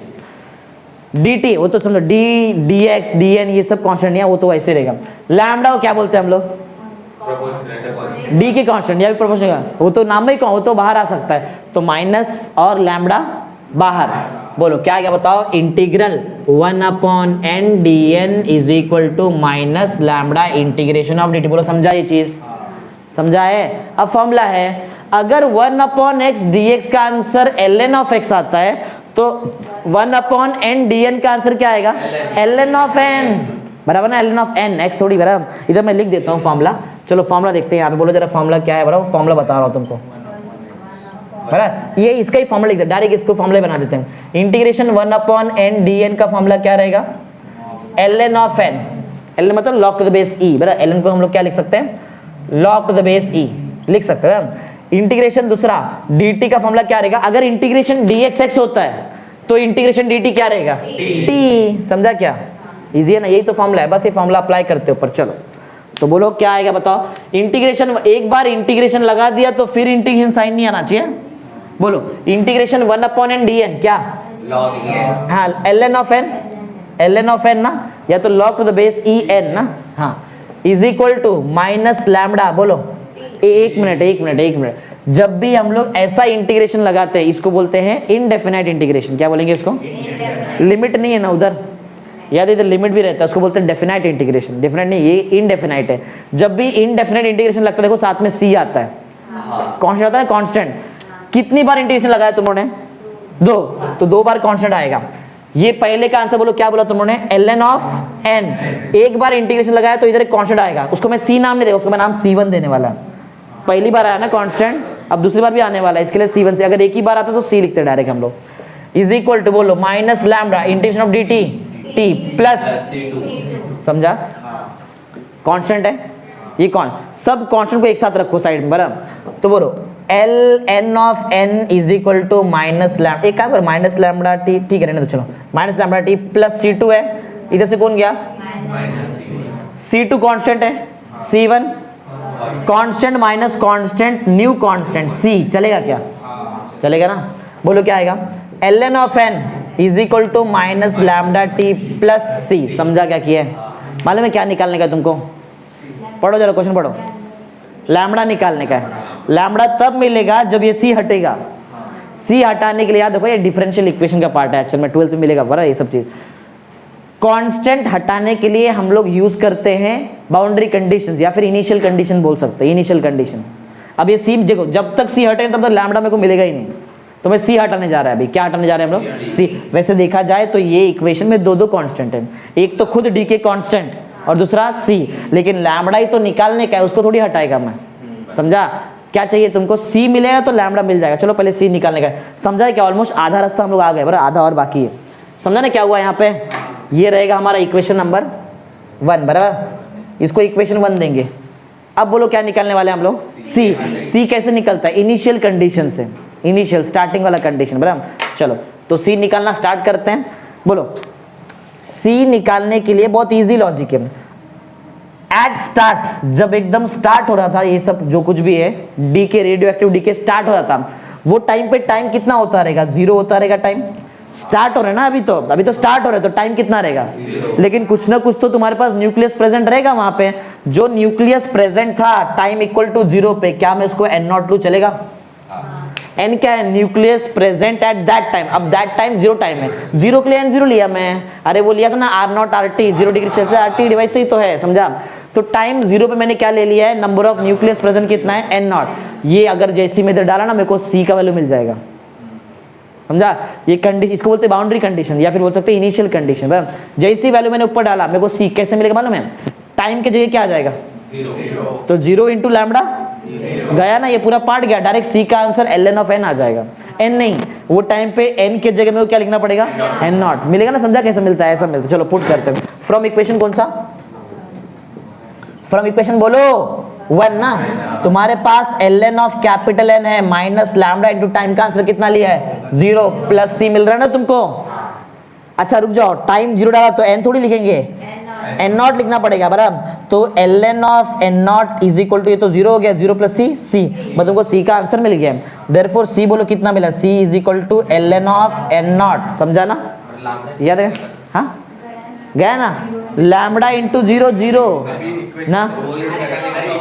हाँ अभी रुक ना, ये c मैं निकालने वाला था, एक बार c मिला, c ला के रिटर्न इधर डालेगा ना मैम, इधर मेरा काम तो इधर है मेन, समझा। वो तो जस्ट मैं c निकालने के लिए आया था इधर, अब रिटर्न जाएंगे हम अपने वो काम पे। चलो नेक्स्ट, अब थर्ड पॉइंट किधर, फ्रॉम इक्वेशन, c निकालने गए थे ना, c मिल गया, रिटर्न आओ अभी बराबर। फ्रॉम इक्वेशन 1, फ्रॉम इक्वेशन 1, चलो इक्वेशन 1 में आते हैं। अब इक्वेशन 1 में आके क्या पुट करेंगे, c का वैल्यू बोलो, तो तुम्हारे पास क्या रहेगा, ln ऑफ n की n नॉट n, अरे खत्म हो गया ये काम खत्म हो गया। अब रिटर्न हम लोग अपने काम पे आ गए बराबर। अब टाइम कितना हो रहा है, अब टाइम t रहेगा, क्यों मतलब मैं t का वैल्यू 0 नहीं पुट करेगा, टाइम t है बराबर, टाइम है कुछ और है, वो टेंशन टाइम है ना, टाइम है। ln of n is equal to minus lambda t था प्लस क्या था, c नहीं लिखेगा मैं, c का आंसर है मेरे पास, ln of n not, ln of बराबर है, क्या चाहिए था तुमको, ये चाहिए, मतलब इसको इधर लेके आ जाओ और इसको इधर लेके आ जाओ बराबर। तो माइनस लैम्बडा टी LHS में आ गया, प्लस लैम्बडा टी हो गया, पहले से ln ऑफ n नॉट था, इधर से प्लस में ये इधर आया, तो माइनस ऑफ ln मतलब log to the base e, log का रूल लगता है, लॉग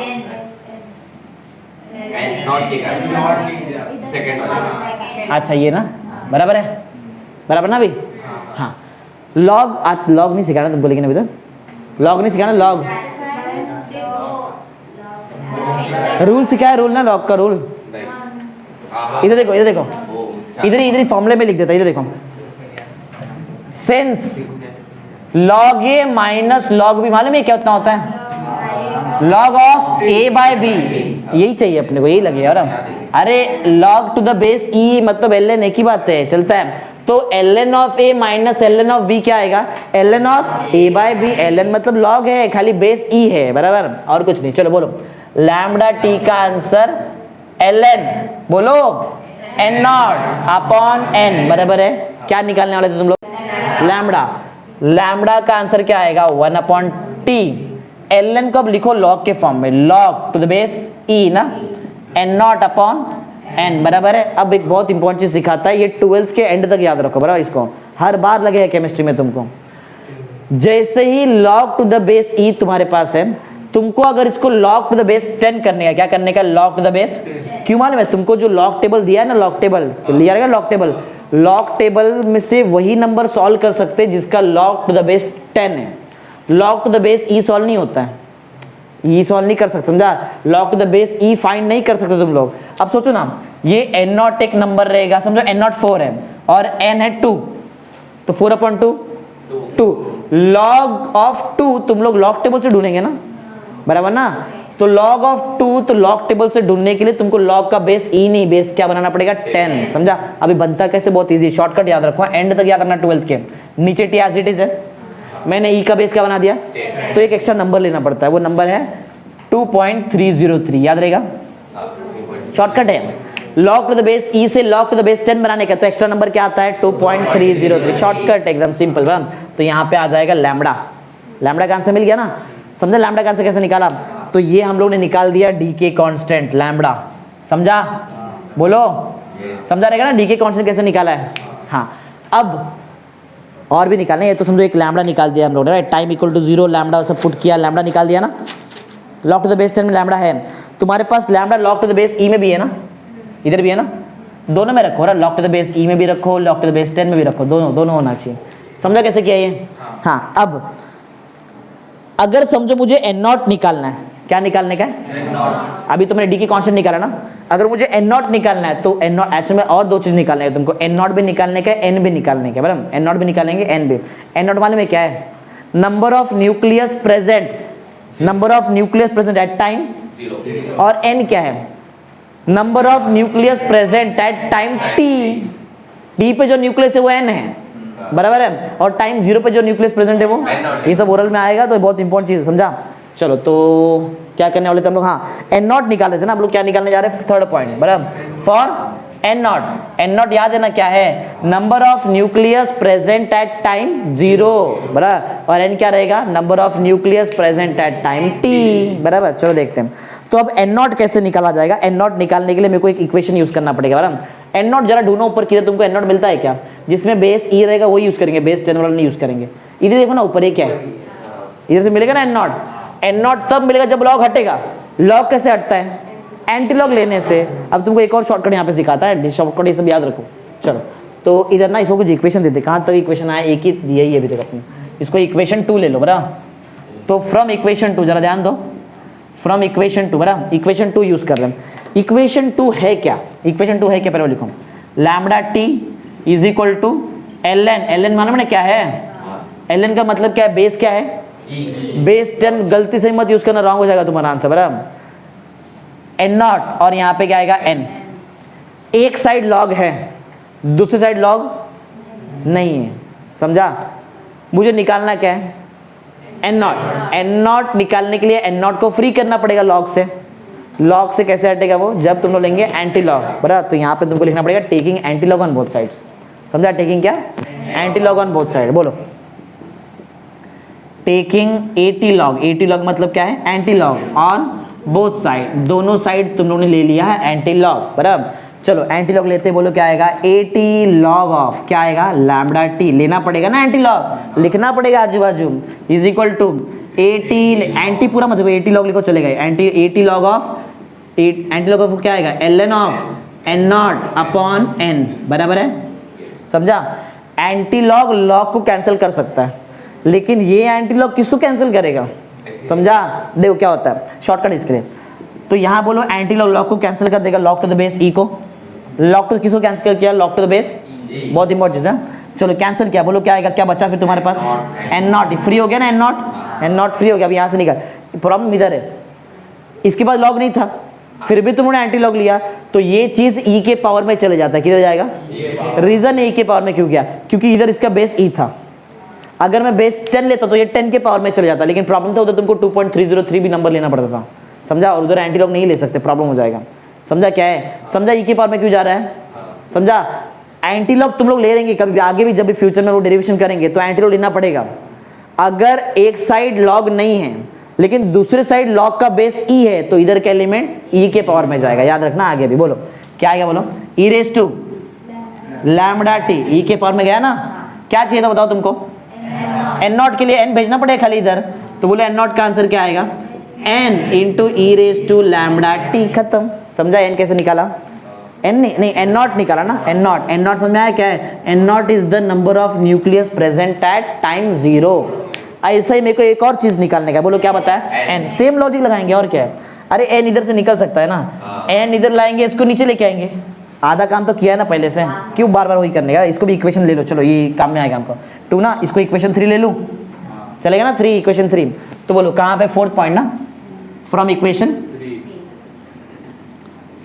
3। बोलो जरा इक्वेशन 3 क्या था, याद है क्या? अब बिना देखे बोलो जरा, बताओ क्या था? E raise to lambda T is equal to N not upon, तुमको क्या चाहिए अभी?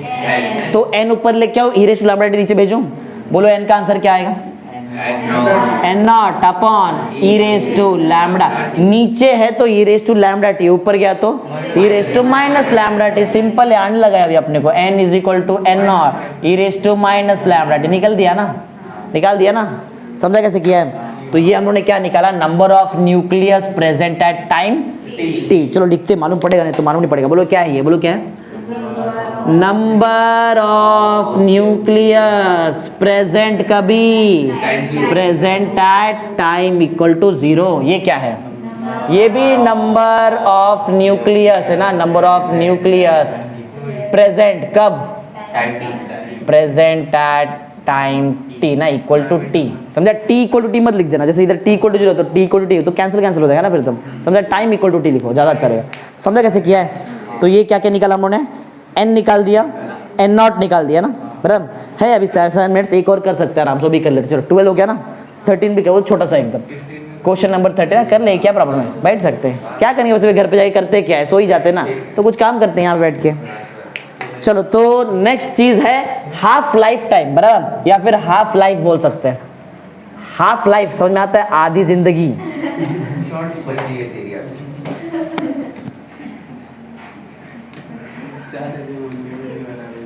बराबर ना, हाफ लाइफ का मतलब वही तो होता है, और क्या रहेगा। चलो नेक्स्ट क्वेश्चन है half life of the radioactive element. अरे मैं खुद से नहीं बनाया, ऐसे ही है वो। हाफ लाइफ उसका मतलब वही होता है ना, half life, half life of radioactive element.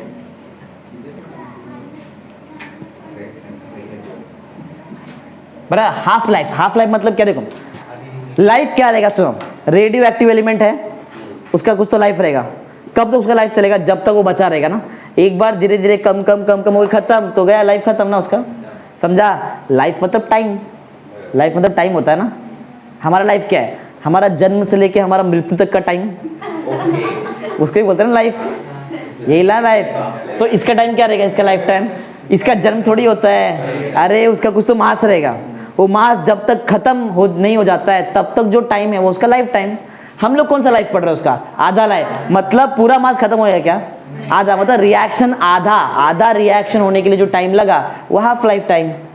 समझा ना, नाम में ही तो है। चलो डिफाइन सुनो, the half life of the radioactive element is the time needed for a given number of nuclei to decay exactly to the half of its initial value. अब point सुनो क्या, देखो कुछ तो इनिशियल वैल्यू का nucleus, कुछ तो initial nucleus रहेगा, वो कितना खत्म होएगा, आधा, तभी तो हाफ लाइफ ना। तो हाफ लाइफ क्या सुना, हाफ लाइफ है किसका, रेडियो एक्टिव एलिमेंट का। The half life of radioactive element is the time, बताया ना ये टाइम होता है, हाफ लाइफ, लाइफ टाइम होता है ना बराबर।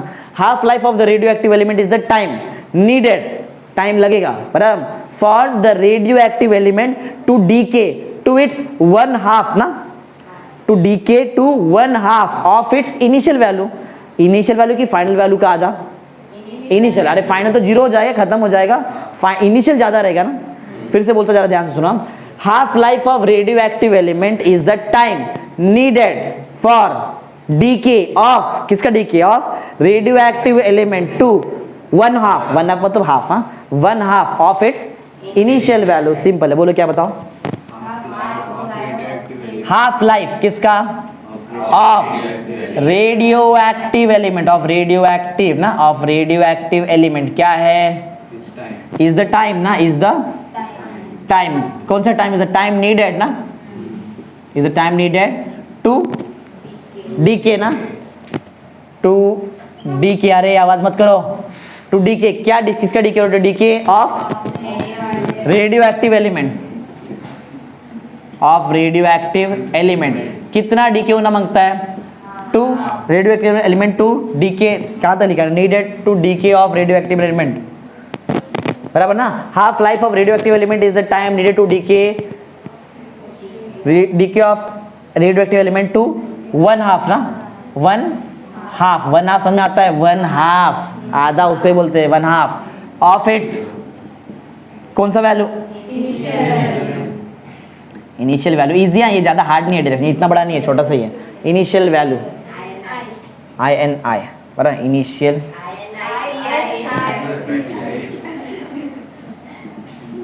इनिशियल वैल्यू, बराबर ना अभी। चलो दूसरा, each radioactive isotopes has its own half life denoted by T½ and expressed in the second, minutes, hour, day, से कुछ भी हो सकता है, ठीक है। चलो तो ये तो हमको मालूम है कि हर एक आइसोटोप के बाद अपना खुद का हाफ लाइफ रहेगा, अलग अलग हाफ लाइफ रहेगा, सबका सेम हाफ लाइफ थोड़ी रहेगा, बराबर, सबका जिंदगी सेम है क्या, नहीं ना, हाँ तो हाफ लाइफ सबका अलग अलग रहेगा। चलो उतना वो इतना कोई इंपॉर्टेंट पॉइंट नहीं है। अपना इंपॉर्टेंट पॉइंट हम लोग चालू करते हैं यहाँ पे। हाफ लाइफ ना मतलब टाइम कितना है, आधा टाइम है, आधा टाइम है।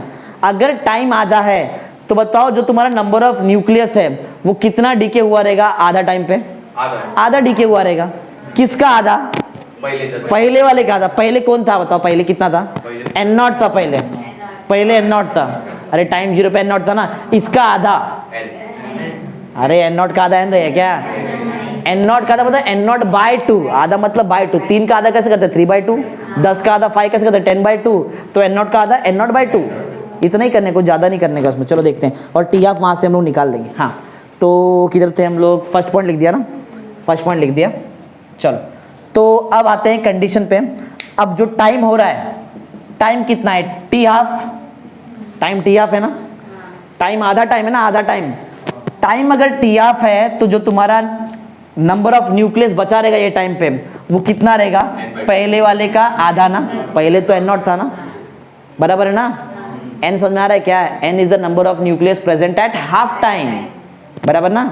तो ये वैल्यू पुट करते पे इसमें, किधर गया मेन इक्वेशन, यहाँ पे पुट करेंगे, मिल जाएगा तुमको आंसर। क्या निकालने का तुमको, हाफ लाइफ ना, मतलब टी निकाल, अरे हाफ लाइफ मतलब टाइम होता है, टाइम निकालेंगे ना, समझा क्यों करा रहा है, इससे जॉइंट है वो, समझा अलग है, अगर नेक्स्ट टाइम करा भूल जाएंगे तुम लोग। चलो तो पुट करो, इधर पुट करते, किधर पुट करते हैं, ये मेन है ना, इधर पुट कर देते, इधर पुट करते, बोलो।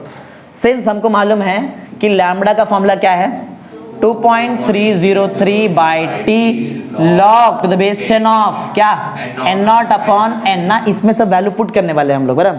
दो ही वैल्यू तो पुट करने का है, टाइम बन जाएगा टी हाफ, एन बन जाएगा एन नॉट बाई 2, बराबर है। ध्यान दो, lambda is equal to 2.303, time के जगह में क्या लिखने वाला है, टाइम की जगह t half log to the base 10 of N naught, तो एन नॉट ही रहेगा, एन के जगह पे क्या आएगा, एन नॉट बाई 2, बराबर है। एन नॉट कैंसिल, मैथ्स है, 1/2 ऊपर जाके 2 बन जाएगा, इतना तो मैथ सिखाई दिया तुमको।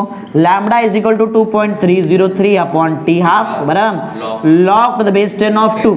अब तुम लोग लॉग टेबल से लॉग 2 का आंसर निकालो, मैं तुमको डायरेक्ट बोल सकता है, रुक जाओ डायरेक्ट करते हैं। लॉग 2 का आंसर तो याद करो 0.301, कितना रहता है लॉग 2 का आंसर, 0.301, डायरेक्ट पुट करें। वैसे तुमको चाहिए क्या, क्या निकाल रहे हैं, तो इसको ऊपर रखो, इसको नीचे रखो, ज़्यादा अच्छा रहेगा ना। हाँ तो टी हाफ हम लोग निकाल रहे हैं, मिल रहा है ऑलमोस्ट टी हाफ, 2.303 था, नीचे में क्या लिखने वाला हूँ, लैम्बडा नीचे आएगा ना। लॉग 2 का आंसर कितना बताया, 0.301 याद रखो, इनटू लॉग 2 का आंसर कितना है 0.301। और एक याद रखो, ये दोनों को मल्टीप्लाई चाहिए तो करके लो, या डायरेक्ट लिखो ना, क्योंकि याद रखना है, ये थोड़ी करते बैठेंगे वहाँ पर हम। इसका आंसर होता है 0.693, कितना रहेगा, 0.